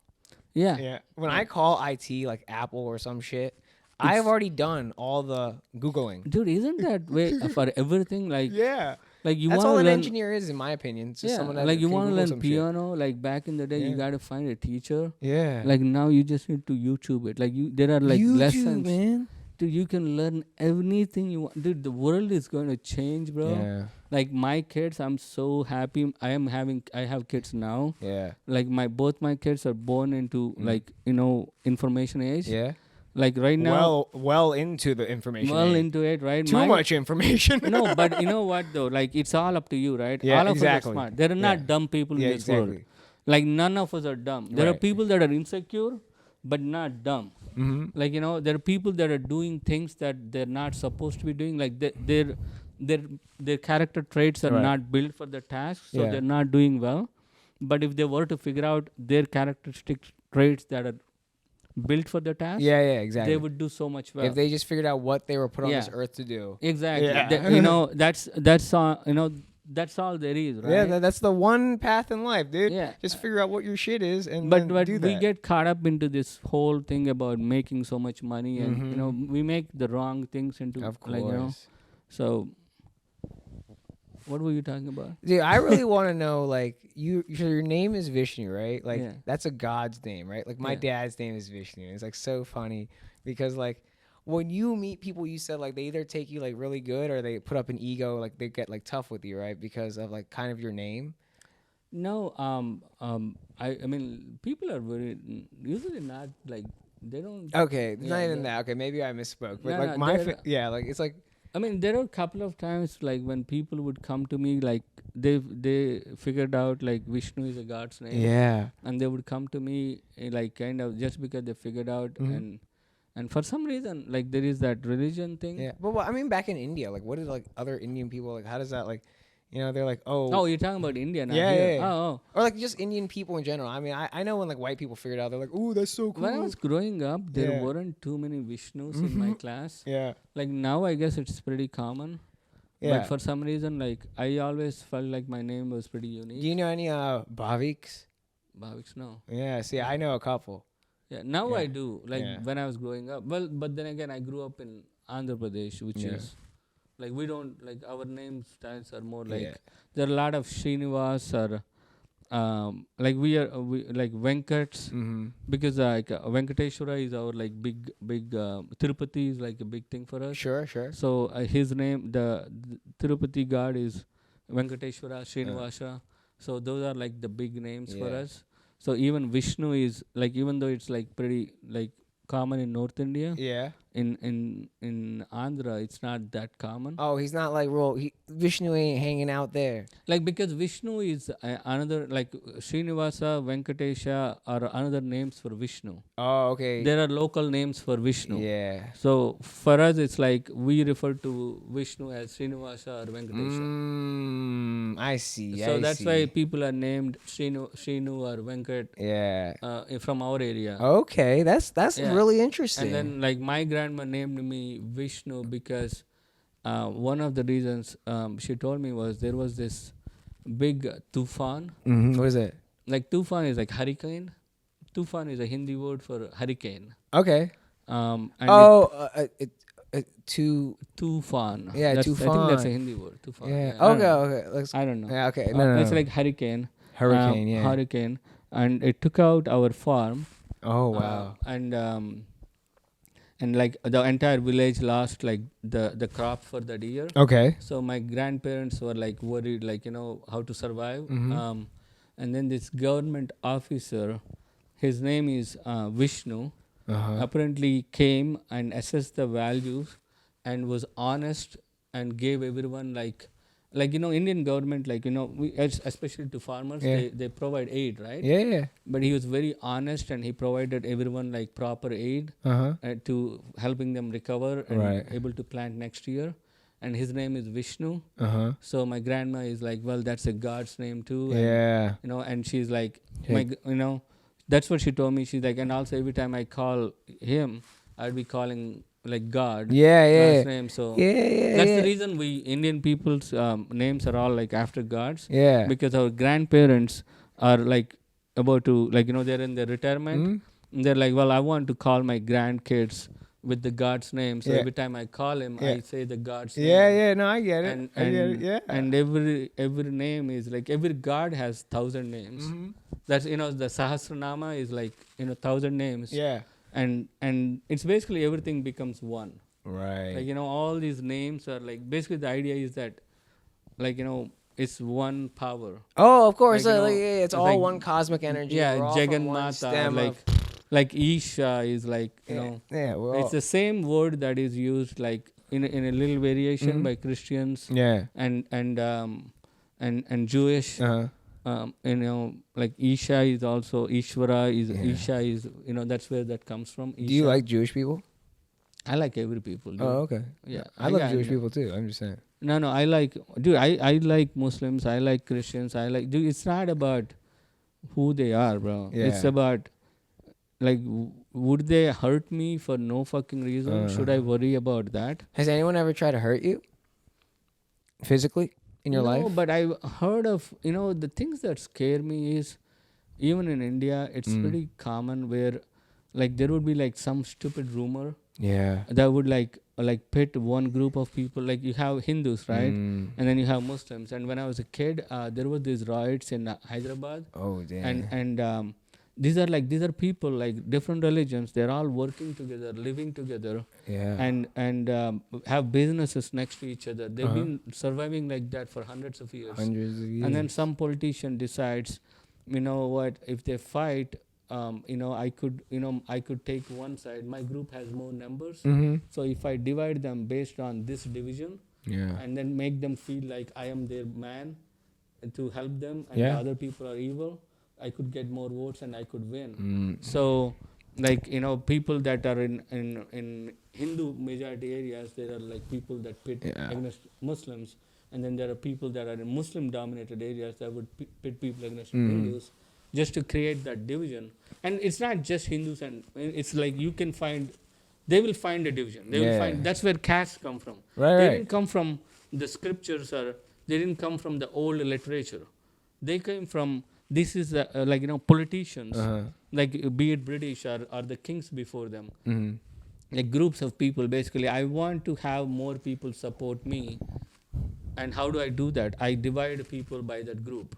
It's like how Congress now draws districts in our country, and then those caste lines are drawn, and I saw those things, like they would do the news, like where like really like good, well, like before and after the riot, and the destruction is like, dude. And the only reason they were fighting against is because of their distrust among them. Right. And that distrust comes from a belief that has no logic. Like, nobody knows what happens when we die. If God wanted us to know that, He would have told us. He would have put it in our head, not in some book somewhere. And that could be like translated different ways, right? Yeah. Different languages, because that's what. So for me, if someone comes and tells me like God will save you, you will go to heaven, I'm like, dude, get the fuck away. Yeah, I think God comes from within, right? Like, it's all like, for me at least, like I don't know, like this experience. Like how they say, like, you only feel what you know. Yeah. Like, apparently the spectrum of colors we see is very small. Oh, yeah. It's so small, and there is so many other colors that we can't even comprehend, and which means we don't know the existence of them. Exactly. And that means like there is so much other information that we're not even getting. Yeah. We're not even processing. So there could be different worlds that we can't feel or see. Right. Because they're at a different spectrum. Yeah. And all of a sudden it's like, what is true and what is false? And if that's the case, shouldn't I trust what, like, tells my your gut, how, like, in your heart, in your heart, it tells you like what is the right thing to do right or wrong. At a moment. If you feel bad after what you did, you made the wrong decision. And that connects to the computers, bro. You got zeros and ones, right? Like, computer only knows binary. On and off. Like this entire computer thing we have, all these programs, all boil down to 0 and 1. Of course. On and off, right? Yep. In that moment, in that fraction of second, is it going to go on or off? Yeah. Are you going to do the right thing or the wrong thing? Right. And even on our life, if you break down to that fraction of second, it's every moment. Are you going to do the right thing or the wrong thing? And what is right thing is protect, preserve. What is the wrong thing? Destroy. That makes sense. Right? Right. So if I could just live that way, like make my, like, okay, I want to be happy, right? Yeah. How can I be happy if you're not happy sitting next to me? Right. If you're wailing out your heart, like crying about something, Yeah. I can't even have peace. Right. You can't chill there. Yeah, and if I be like, yo, shut the fuck up, Yeah, that makes things that worse. it just makes it worse. I'll stab you. Yeah. Yeah. But if I were like, yo, what's your problem? Like, Right. what is problem? Here's a hug. Let me help you if I can help you.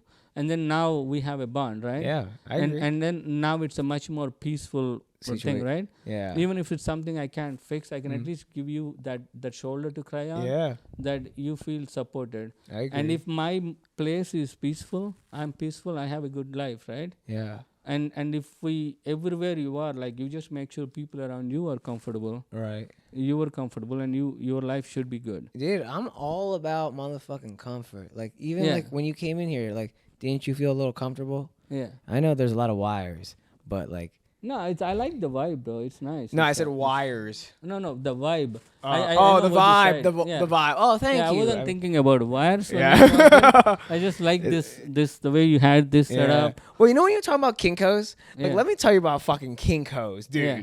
All right, so I got this printed at Kinko's, right? Yeah. This bad boy.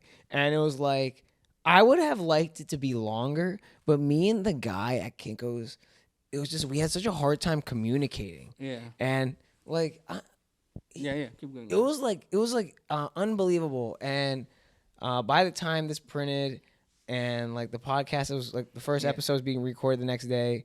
It was like, I have to take this for what it is, you know? Yeah. And I paid like a fucking $110 for this piece of paper behind us. Wow. Yeah. Wow. Yeah. That's paper, not like cloth or something? Oh no, this is like paper. It's like a heavy paper printed, and that's why I gotta have all this extra shit around us. Oh. Yeah. What's happening right now in your life? I'm trying to park my car. Oh man, this is what it is. Are you almost running out of parking? Yeah, I'm okay. One more hour. Okay. And then I should get going. Yes, I believe that because you have real life shit to do. I gotta go into city too. I mean, we don't have to go for a full Dude, hour. how long has it been since we started? So I have to look on this one. All right, here's to the last third of the Bhav Cast episode with my man Vishnu Vaka. Have you been having a good time?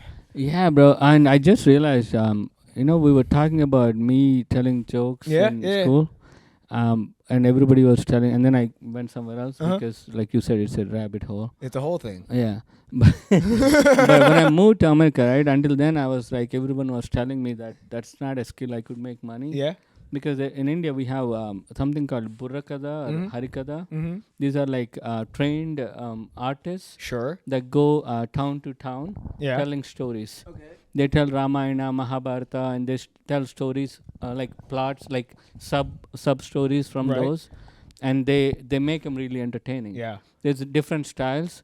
Like Harikada, they have like this music thing in their hand, and then they dance, and then they show emotion through the dance, right? And then the voice, but it's a performance. And then there is a Burrakada where it's like two people and it's funny. Yeah. They keep like one guy would be telling the story, other guy would be making fun of it. Yeah, right. He would just make cracking jokes. Yeah. And then like everybody laughs. Right. And then this guy answers him. Like he would ask a dumb question that's like funny. Right. But then this guy would answer it with the story, and then like that solves it. But then this guy would throw in another question, even funnier. Yeah. And it's just like this whole thing. Yeah. And it's called Burrakada, which is like, I think in my language, Burra means head.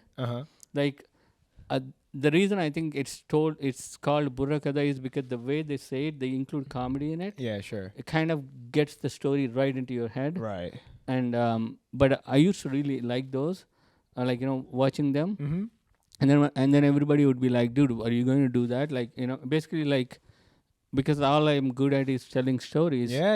It's like everybody is like, "Is that how you're going to survive?" Because that is not looked at as because they don't make money. Exactly. No. That's not. So it's not looked at as a proud profession, especially when you come from a family of learned doctors. Yeah, are farmers. Yeah. Like, for them it's like, what you're going to. It's because also the way, because they don't make money. Yeah. One of the ways they live there is because by going house to house.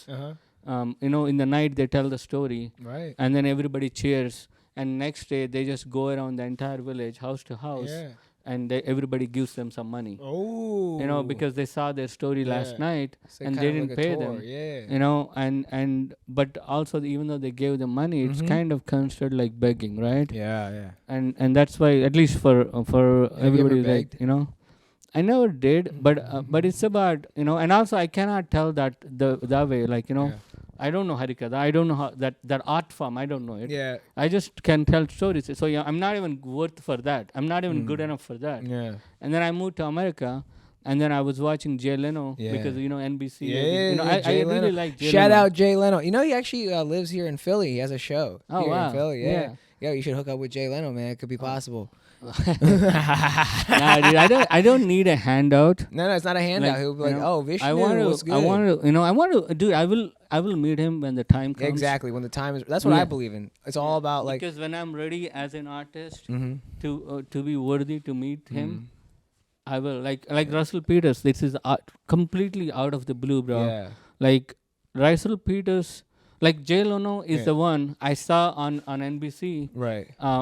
Because primetime TV. Sure. And I was like, wow, like what? That is kind of what I was doing. Yeah. But I don't know the language, and I don't have that accent. Yeah. Because at the time I moved, I don't know English. And then as I was learning English, I was getting, because I also speak my mother tongue. Of course. I have this and my mother tongue, you close everything with a loop. Oh. So it's like do or oo is like the and then that makes you say things like tighter. Yeah. And then when you use the same thing in English, I have this accent. Yeah.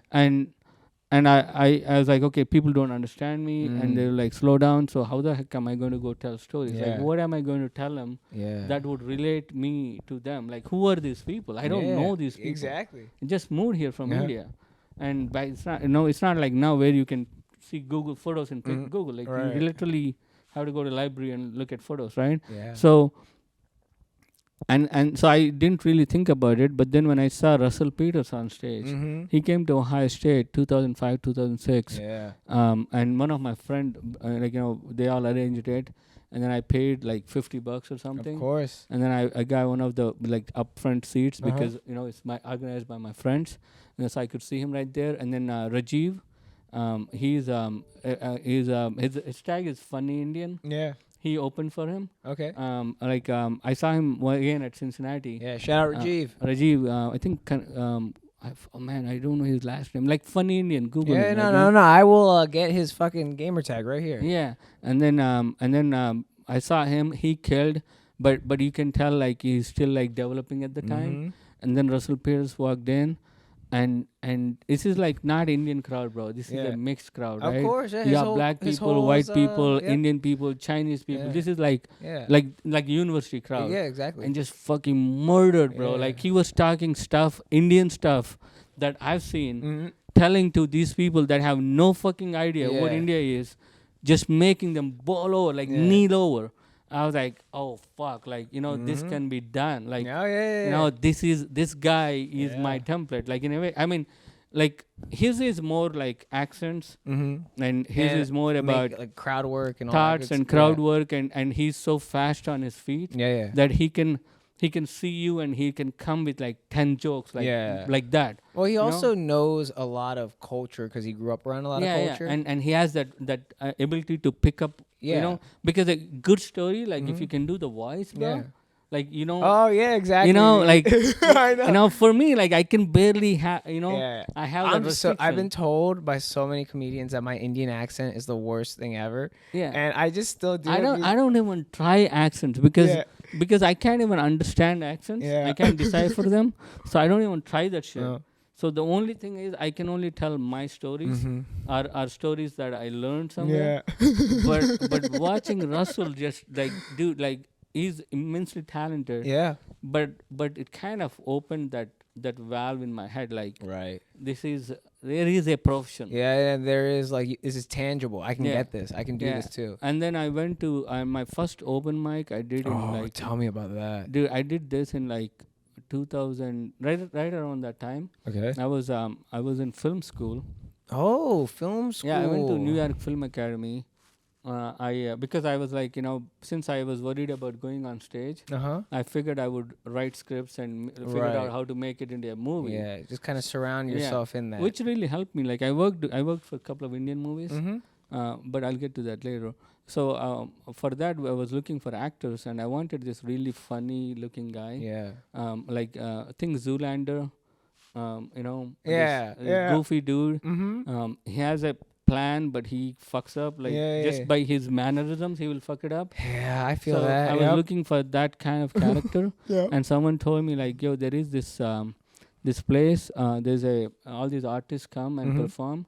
It's like a mixed mixed artist thing. Yeah, I feel so people come and do monologues. Kind of like a showcase. Yeah, they do monologues, they do stand up, they sing, they dance, like whatever they whatever they fucking want to do. And the thing is, it's like bring your own beer. Okay, BYOB. Yeah, and then there is like a store down. It's on like Alphabet Avenue A and 1. It's that in that corner there. Sure. There's like a deli. We picked up some beer. We walked in there, and the guy at the door is like $5, and I thought I was paying $5 for the show. And then it's like there is one of the guy that joined. He got some weed on him. Yeah. So we smoked it a little bit. Yeah. And at the time I didn't realize like I was smoking weed. Yeah. But you're high, right? Yeah. Later on you're like I was high. Yeah. I know.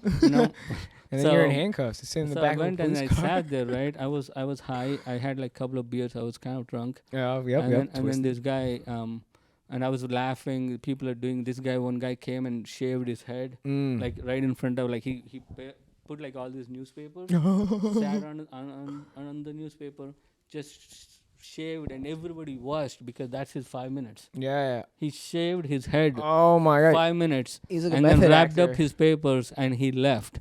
Wow. And then the guy came up to me and he's like, "Hey, you're next." And I was like, "What do you mean I'm next?" And he's like, "Yeah, you paid $5, so you got 5 minutes on stage." And I didn't know I was paying for the mic. Yeah, It's an open mic, right? Yeah. It's a mixed mic. Yeah. And I didn't even know how that shit worked, right? Yeah. So I was like, so I was like, okay, I didn't want to, in a way, I didn't want to lose the opportunity to be on stage. Yeah, I got you. Try out my skill of telling stories, but I didn't know what to talk about. Right. So what did you But do? the day before, I was watching Discovery Channel, and there was elephants. It was a show about elephants. Yeah. And the female, like they were having sex. Right. But the thing was like the female elephant was there, and the male elephant like climbed up on her. Right. But it was just like that. Like it wasn't like pumping. Right? Yeah. And then the announcer was going like, "Yeah, you do not see elephants move back and forth their pelvis area because elephants are elephant penis has an extra muscle that allows the elephant to because they wanted to keep it so clean. It was so hilarious. Yeah, I know. They were like it allow. I don't know. I don't remember the exact words, but the way he went is like it allows the penis to move back and forth. And then he used a word that was hilarious, right? Like, I was like, holy shit. Like, I was laughing.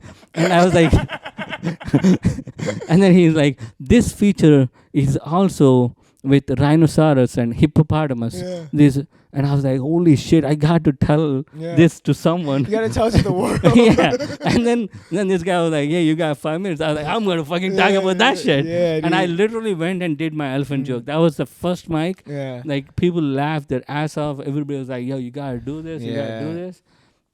And I was like, I was still worried about my accent. And then after I got married, I was still trying with the movies, writing. The movies is like you gotta write the whole script, right? And I don't have the patience for that. I want my I like telling small stories. Dude. I wrote a cartoon. I made a cartoon, and it's a fucking project. Yeah, and the thing with movies is like like you have on the paper it's really good, really funny, Yeah. and then the actor fucks up, Mhm. the director don't understand that, Yeah. and then the way he takes it's not even funny anymore. Yeah. And then you can't tell him because his fucking ego comes in the way. Right. And you'll be like, dude, that is not the tone I thought of. Like, that's not what I was trying to convey on the Right. fucking And page. he's like, fuck and he's you, like, Vishnu. fuck you, man. It's my fucking movie. Yeah. You gave the script, just move on. Right. And you are like, okay, fuck, I want to direct now. Get the fuck out. Yeah. And then how do you do that? Like, who's going to give you money to direct? Yeah. So you got to keep on producing scripts for people. Right. Helping them develop their scripts.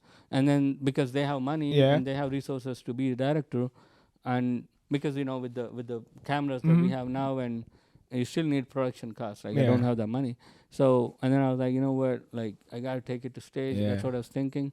And then my wife one day goes, man, you really should do stand up. Dude. You're funny, and if you don't do stand up, you are going to die an unhappy man. Wow. And I'm going to have a miserable life, and you're going to have a miserable life. So if we want to survive like this, you got to go do stand up. Wow. And then I was what a like, killer, dude. Yeah, I was like, okay, dude, like, that's what my heart has been telling me all along. Yeah. And then there is this person, like the most important person in my entire life, it's telling you go do it, telling bro. me, dude, this is really you. Yeah. Like, she's validated. Like, nobody else can know me better than her. Yeah. Because we've been living together for 10 years by then. And she, Not even my parents have seen the sides that she has seen. Of course, that's your Right? girl, dude. Yeah. So it's like when she's like, go, dude, you got, you know. She's like, get out of here, Vishnu. We can't even survive like this if you're going to be like this, you know? Yeah, you're so irritable. Go fucking do comedy, you fucking asshole. Exactly. So you benchod. Yeah. That's, that was the trigger, dude. That was the trigger. I went to catch. Did she say that to her? Did she say that to you? No, not banjo. We don't say banjo. I don't. I just saw it on social media. Like people are like going to their mom and be like, "Mom, what does bancho mean?" Dude, their mom is that a bad word? No, it's like a sister fucker. Oh, it's like Ban means sister. Yeah. Chod is Ben. fucker. Yeah. Chod. Yeah, Ben. Chod. Yeah. Yeah. I mean, dude, I don't even know Hindi, but I know that. I see. I'm like more Gujarati. Like that's really what I know. And so Gujaratis, man, your slang is like Hindi is more like I can pick up. Yeah. Gujarati is very fast, and then like it sounds like Hindi, but it's not. I like to say apan in the pavan. Yeah, it's like like in Hindi it's like Gai. I think Gai means village. Yeah.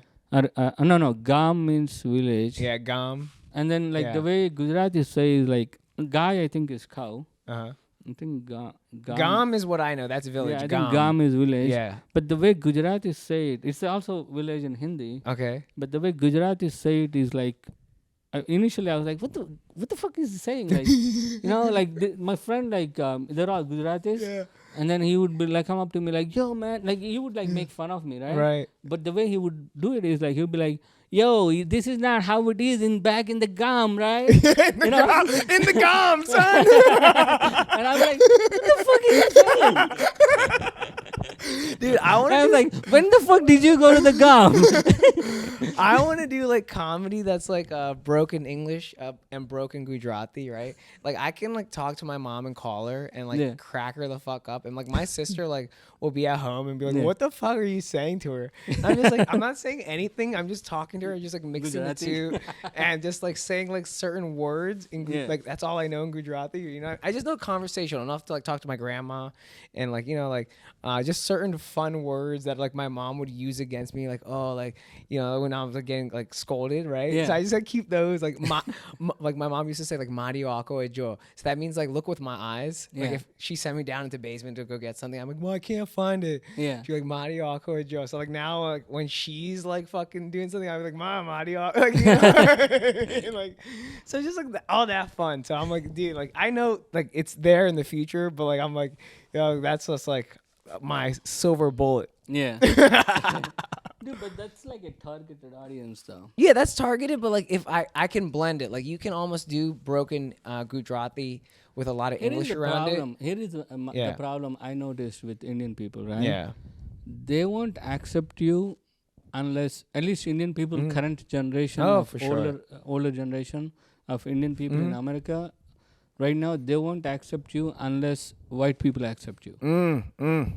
You know, like you could be like the bomb, like the best in the entire world. Yeah. But unless white people say you are the best, they will not accept it. I don't believe that at all. Yo, you know what my stance on that is? If my mama accepts me, which she already did, right? When I brought home that engineering degree, no more fucking pressure on me. Oh no, I'm not talking about that. Yeah, but I'm you know what I talking mean? about like as a comedian or as an artist, like you want like if you're a DJ or a comedian like me or an actor, right? like what I noticed like that people that made it, like when the white people are like, yo, this guy is good, all of a sudden everybody flocks to him. Right, but see, Indian people. that's like before that they would be like, yeah. Oh, Indian people need the white man's validation. Validation, yeah. Okay, I mistook that whole thing. I thought it was like almost like you, like not you, but like people of Indian people were seeking like at least not Indian people in India. Indian people in India don't give a fuck about white people. Yeah, like That's they're what all I'm saying. about themselves. But I'm talking about Indian people in America. Yeah, like Indian people in India are like, yo, white people, you can like whatever you want. We're about cricket. Like they don't care about who. Like even England is like, you know what? These brown people are kicking our ass, and now England is like literally moving away from cricket. Right. Because they don't like that they're getting beat. Yeah, they don't want that beef. Yeah, so they're like, they're like, no, we're not really into cricket. We're more into football. Because Europe is still like, big in football, right? Those guys are still winning. We need to develop our fucking football players. But the reason we don't do football is like, it's too much running. There's not too much drama, bro. It's too much running too. The thing is, and then when you get a goal, like that's why I could never get into football. Like this is the problem. They're kicking around the ball, around the ball, and then one guy gets it in, and they were like, did he get it because he got the skill, or did he get it because he got lucky? Because after 90 minutes, you got 1 or 2 scores. Yeah. Which means if you're skillful, you should have been scoring like every 5 minutes. Yeah, exactly. Why the fuck are you taking 90 minutes? Like if you can avoid the ball, take it around people, like just kick it through their legs and then you're not going to find that kind of player, right? And then you're going to watch a bunch of people just kicking around the ball. Everybody got it's like watching bowling. Yeah. Like I got you. everyone gets a strike, so what the fuck? Like I'm waiting for someone to fuck up. Get a gutter, what I mean? and it's literally how I feel about soccer. It's like I'm waiting for the goalie to fuck up so some idiot can sneak it through. But I don't know if it has any theory or strategy. Like I like football, American football, because there is a strategy, there's a game plan. Or you just Saquon Barkley and just go. Or Maurice Clark. Yo, so you went to Ohio State, dude. You partied a lot. What's your favorite drinking game? Like what's your favorite? Like if you're just out here, just in your youth, like come on. The one where beer this pong? is the dirtiest game. Yeah. Because that ball just like fucking so gross. Beer pong. Gross. Yeah. Oh guys, this maintenance against? Yeah. You gotta love maintenance people, man. They really check up on you. Oh yeah, these guys are good, man. Yeah. It's one of those hard jobs. Yeah. Yeah, take care of Yeah, man. People gotta tip well, man. Yeah. People gotta tip well. Because, people that take care of you, But man. I will say this, as someone that works at Dairy Queen every weekend for a little bit, I make a lot of tips because I'm very polite and I, help good customer service. Yeah. If you're a fucking dick and I'm giving you the bare minimum just because I don't want the people that I'm with judging me, right? Like, just be polite to me. That's your job. You pledge. Well, sometimes, I mean... Customers can be so mean to me. Like, if someone is like, you go there often and sometimes, like, if it's like someone is always a dick to you, then yeah. But, like, if someone is a dick to me once, I'm like, maybe they're going through something. No, but, like, I mean, like, they got to really take it far, like, you know what I mean? Because, a lot of times it's like, if it doesn't bother me, yeah, like, even if they're being dick, I just ignore it. Yeah. Because... I don't know what the fuck they're going through. I know, but I give them like 20%. That's fine, right? Like that's the bare minimum you have like to sometimes give. It's like for me, it's like proving to them that because they're being dick to me. Yeah. Because they thought I'm going to be a dick to them. Oh. Right? But yeah, I never bring that impression in. I'm just trying to be nice. No, sometimes it happens. They are in a mood or they're in a situation that it just seems like everyone is a fucking dick. And then like the next person that comes up, like the person before them was a dick, before you was a dick. Wow. You know, I And never then- thought about it like that. And then they're like, they just like, you know, because they go to like they had to like you, for you it's just one experience in a day, like for them it's like thousands of you. And then like the guy before you was I a dick, and then now they're like, oh fuck, another idiot, like, you know. Right. And he's going, and then you probably ask them the same question. Yeah. And then he's like, man, I'm going to answer. He's going to do this again. Fuck you, man. But Okay, Vishnu, fine, look, I've been doing Dairy Queen now for 15 years. And the thing is, I can't take my hostility with one customer. No, but to here's the the next. thing though. But like, what if like, I don't know, like if your job is a tipping job, right? Yeah. And you're a dick to me. Yeah. For whatever the fucking reason. And then I give you 25%. Right. Not even 20%. I give you 25%. Yeah. You're like, in your head, you're like, holy fuck. Like, I was a dick to him and he was nice to me. Right. You know, what the fuck did I just do? Yeah, Like, but I'm not a shit. rich man. I can't give everyone 25. So It's not about I'm gonna that. I'm No. gonna. What about the guy at The thing Starbucks is, that like, gives you you know, good service? here's the thing, bro. Like, if you're not a rich man, Yeah. like, save it elsewhere. Right. Save the money somewhere else. Not where you because, you know, the rich people, you know. No, yeah, what I'm I saying mean, is like you go to like Starbucks. if you're a well, yeah, yeah, exactly what and I'm someone saying, gives like, you like a good yeah, service, like, you want to tip them better, like 45%. no, like sometimes it's like to fix the problem too, right? It's like, you know, the guy is having a bad day. Yeah. So if I give him 25%, maybe that might fix him, right? Yeah. That might just make it better for other people, Yeah, right? dude. So maybe I'm paying it forward, right? See, that's what you're a little bit more evolved than me, and like that's good It's- because I'm just thinking that's that's how nice. for Yeah. me that's how it is. Like I just because also the other thing is like for me because I'm Indian yeah, and there are not too many of us around. yeah, I am really afraid that if I take a situation and make it worse, yeah.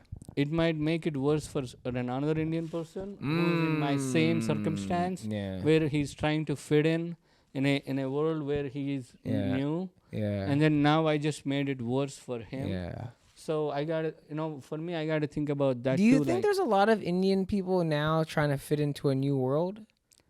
we were always around. Yeah, It's just that what happened was we were all in this pocket of called India. yeah, And the only people that white people or American people are exposed to are the people that came before us who was either very studious. yeah. So they didn't really have much life experience. Right.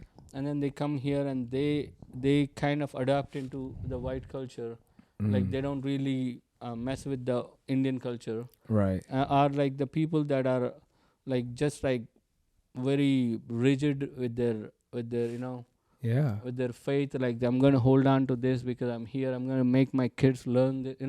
I know. And then that just is but I think now you're actually seeing the real Indians come, like regular. Like that's why you have this whole thing about Indians are not cool or The whatever. real Indians, he says. Yeah, and like but now it's like you're getting regular people which Yeah. are like until now only white people are American people are people that came here that are already rich in India. Yeah. Which means they were already working with British people. Like Are- they're already yeah. exposed to white people. Not even that. Like Yeah. in India, there was a time where if you're rich, you were corrupt.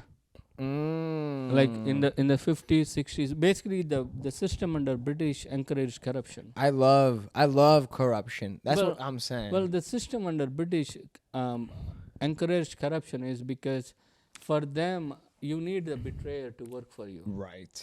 and the corrupt guy would work for money, right? And those are the people that would get positions with British because those corrupt people would go and oppress their own people for their self interest. And when British left, these are the people already amassed a lot of wealth, Yeah. and they immediately occupied those power structures Yeah. and continued the same British rule, whereas earlier British were taking the wealth and moving it to their country. Yeah. Now these motherfuckers are moving it into their Swiss banks, and now with the information age, now here everything is opening up. People are more educated in India. The old structures that were made to divide Indians, Yeah. like be it caste or whatever, which is not really in the literature, but which is in the society, that has been like a menace to the society. Yeah. I'm literally hoping that until now it hasn't happened. Yeah. It's still not as but the mindset is changing in people. Yeah. People are opening up. They're realizing Mhm. the stupidity of the society, I like the way love that. But yo, bro, oh man, I really had this. Okay, yo, right here, as a real Indian, right? Because it's 4:30 now, and I want to get you out of here well on time and back to your kids. And the youngest one is like me. I love that, man. That dumbass. Man, get him a skateboard, bro. I really think. Let's see if he. Oh yeah, Yeah, dude, I will get him a skateboard. yeah, yeah. He would love it. Get a good No, bearings I from got him a Jimmy's. scooter already, Yeah. and he actually, the kids, the baby scooters, Yeah. you don't turn them. Yeah. They have 3 wheels. Yeah, the yeah. front No, two, I know. It's a little trike. And then the way it works Yeah. is like you got to bend the handle. Yeah. And I was worried he wouldn't be able to figure it out. Yeah, he did. He figured it out. Yeah. Like he can like sneak into corners. Put him on a board, man. He might be a natural. Like, yeah, that's what you gotta do. But like, yo, check this My out. older one is more like more in the head. Yeah. He's all about reading stuff. He's thinking like if he says something, I actually like listen to him. Yeah. And think about what he's saying. Right. Because usually like he would have done his research Mm-hmm. and like he came to an opinion. Yeah. And that I give it value because. Yeah. I'd be like, why? Even if I don't agree with it, I would be like, why did you say that, or why do you think that way? So I could because there is probably something I'm missing. Like that's how much I trust him, because he does better job of researching than I do. Oh yeah, for sure. But like, there's also people that win on just being like them. I think surfers, legit surfers, are probably like the most like kind of intelligent, instinctual, best people out there. You know what I mean?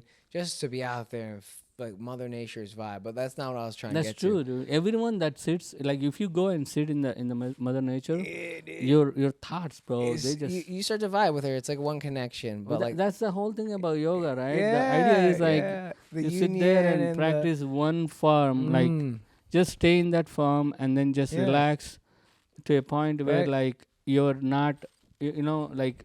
You practice that one asana so much that it's not an effort for you anymore to be in that, like because even if you stand or sit or lie down, whatever you it get is. tired, right? Yeah. But these asanas, they help you our body breathe and flow circulation blood. So if you pick one asana and master it, that you can just sit there without ever moving, just hold on to that pose. I know. And you won't feel pain because your body is perfectly comfortable in that shape. Because even if you lie down, you would get tired of it. No, right? I agree. But this asana, like that's the whole thing about being a yogi. You find your asana, you practice it, you get into that comfortable position, and then you open your brain. I know. And let it take you wherever it wants to take you. I love and that. That's where, like Indian literature, 80% of Indian literature is destroyed. It's burned down. It's all like kind of. There was a university that was burned down for 6 months to make sure that literature was not didn't survive. Even now, we are trying to piece together a lot of missing links in our literature because what survived is only 20% of it. And I got so and all that literature came from these people, yogis, sitting in that comfortable position, coming up with these ideas, stories. No, Krishna is like funny because I have a cousin named Krishna and she's a girl, and like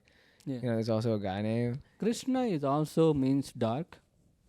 Yeah, even he's how people, Krishna is the name that kind of took off, but he's also called with multiple names, right? Like Murali, like there's so many names for Krishna. All Indian people have nicknames, right? All gods have thousand names. That's why Krishna I feel is like one of them. The reason he's called Krishna is because he's dark.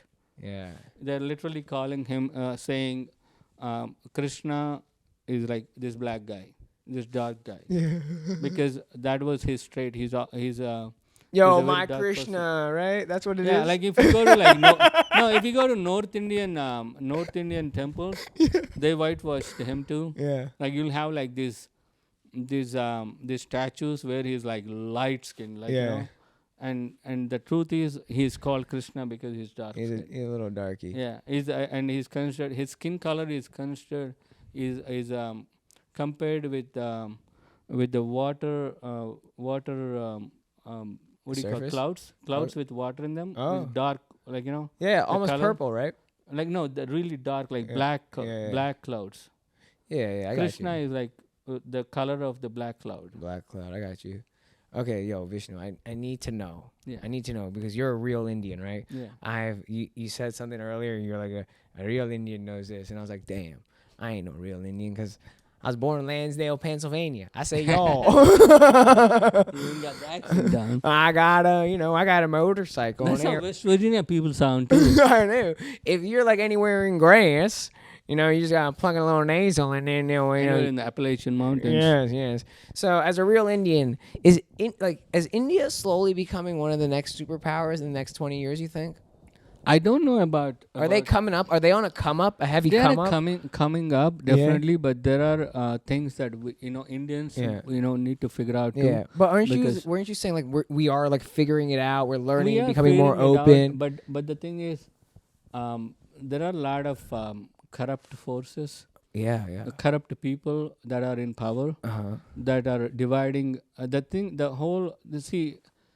my religion is about inclusivity. Like the way I look at Hinduism is, as I said earlier, like you have that karma thing. Yeah, choice and ups Choice and downs. and that's your choice, and based on your choice, you will pay for it, good or bad.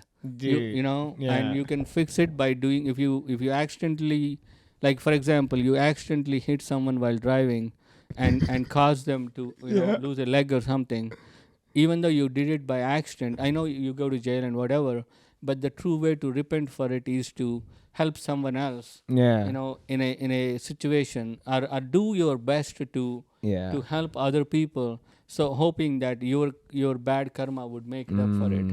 So my entire thing is not about rules. It's all about that idea of doing the right thing. Yeah. Not the selfish thing, more inclusive thing, not the destruction, but more a preserve and protect thing. Preserve and protect. You know what you remind me of, Vishnu Vaka?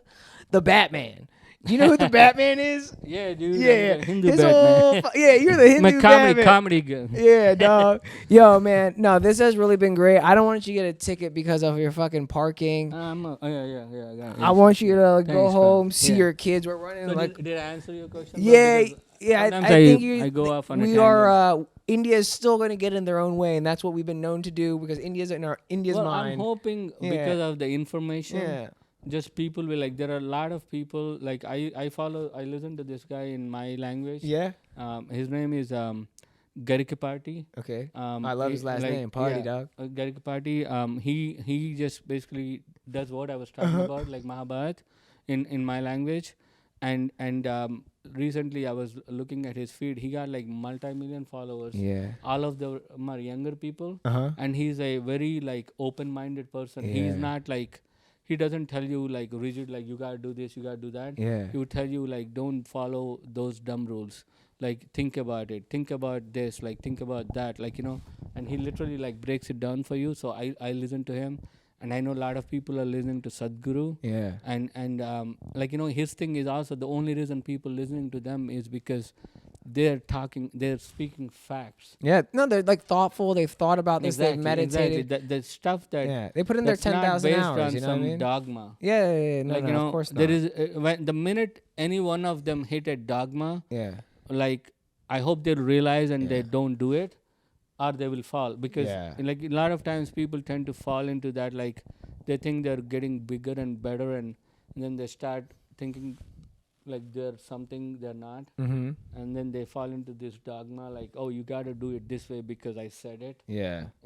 That's bullshit. Like Yeah. they're not like that, and those kind of people are getting a lot of followers. So I kind of have a lot of hope for like next generation. That's what all I'm over the saying. Like world. that's India's on the come up because our It's what the our way of ideas, thinking like, has kind of been kind of like more like, and I think the Yeah. whole world is like that. Yeah. It's not about India. realistically like we Like I don't all- really yeah. care about India Yeah. making it big or Yeah. not.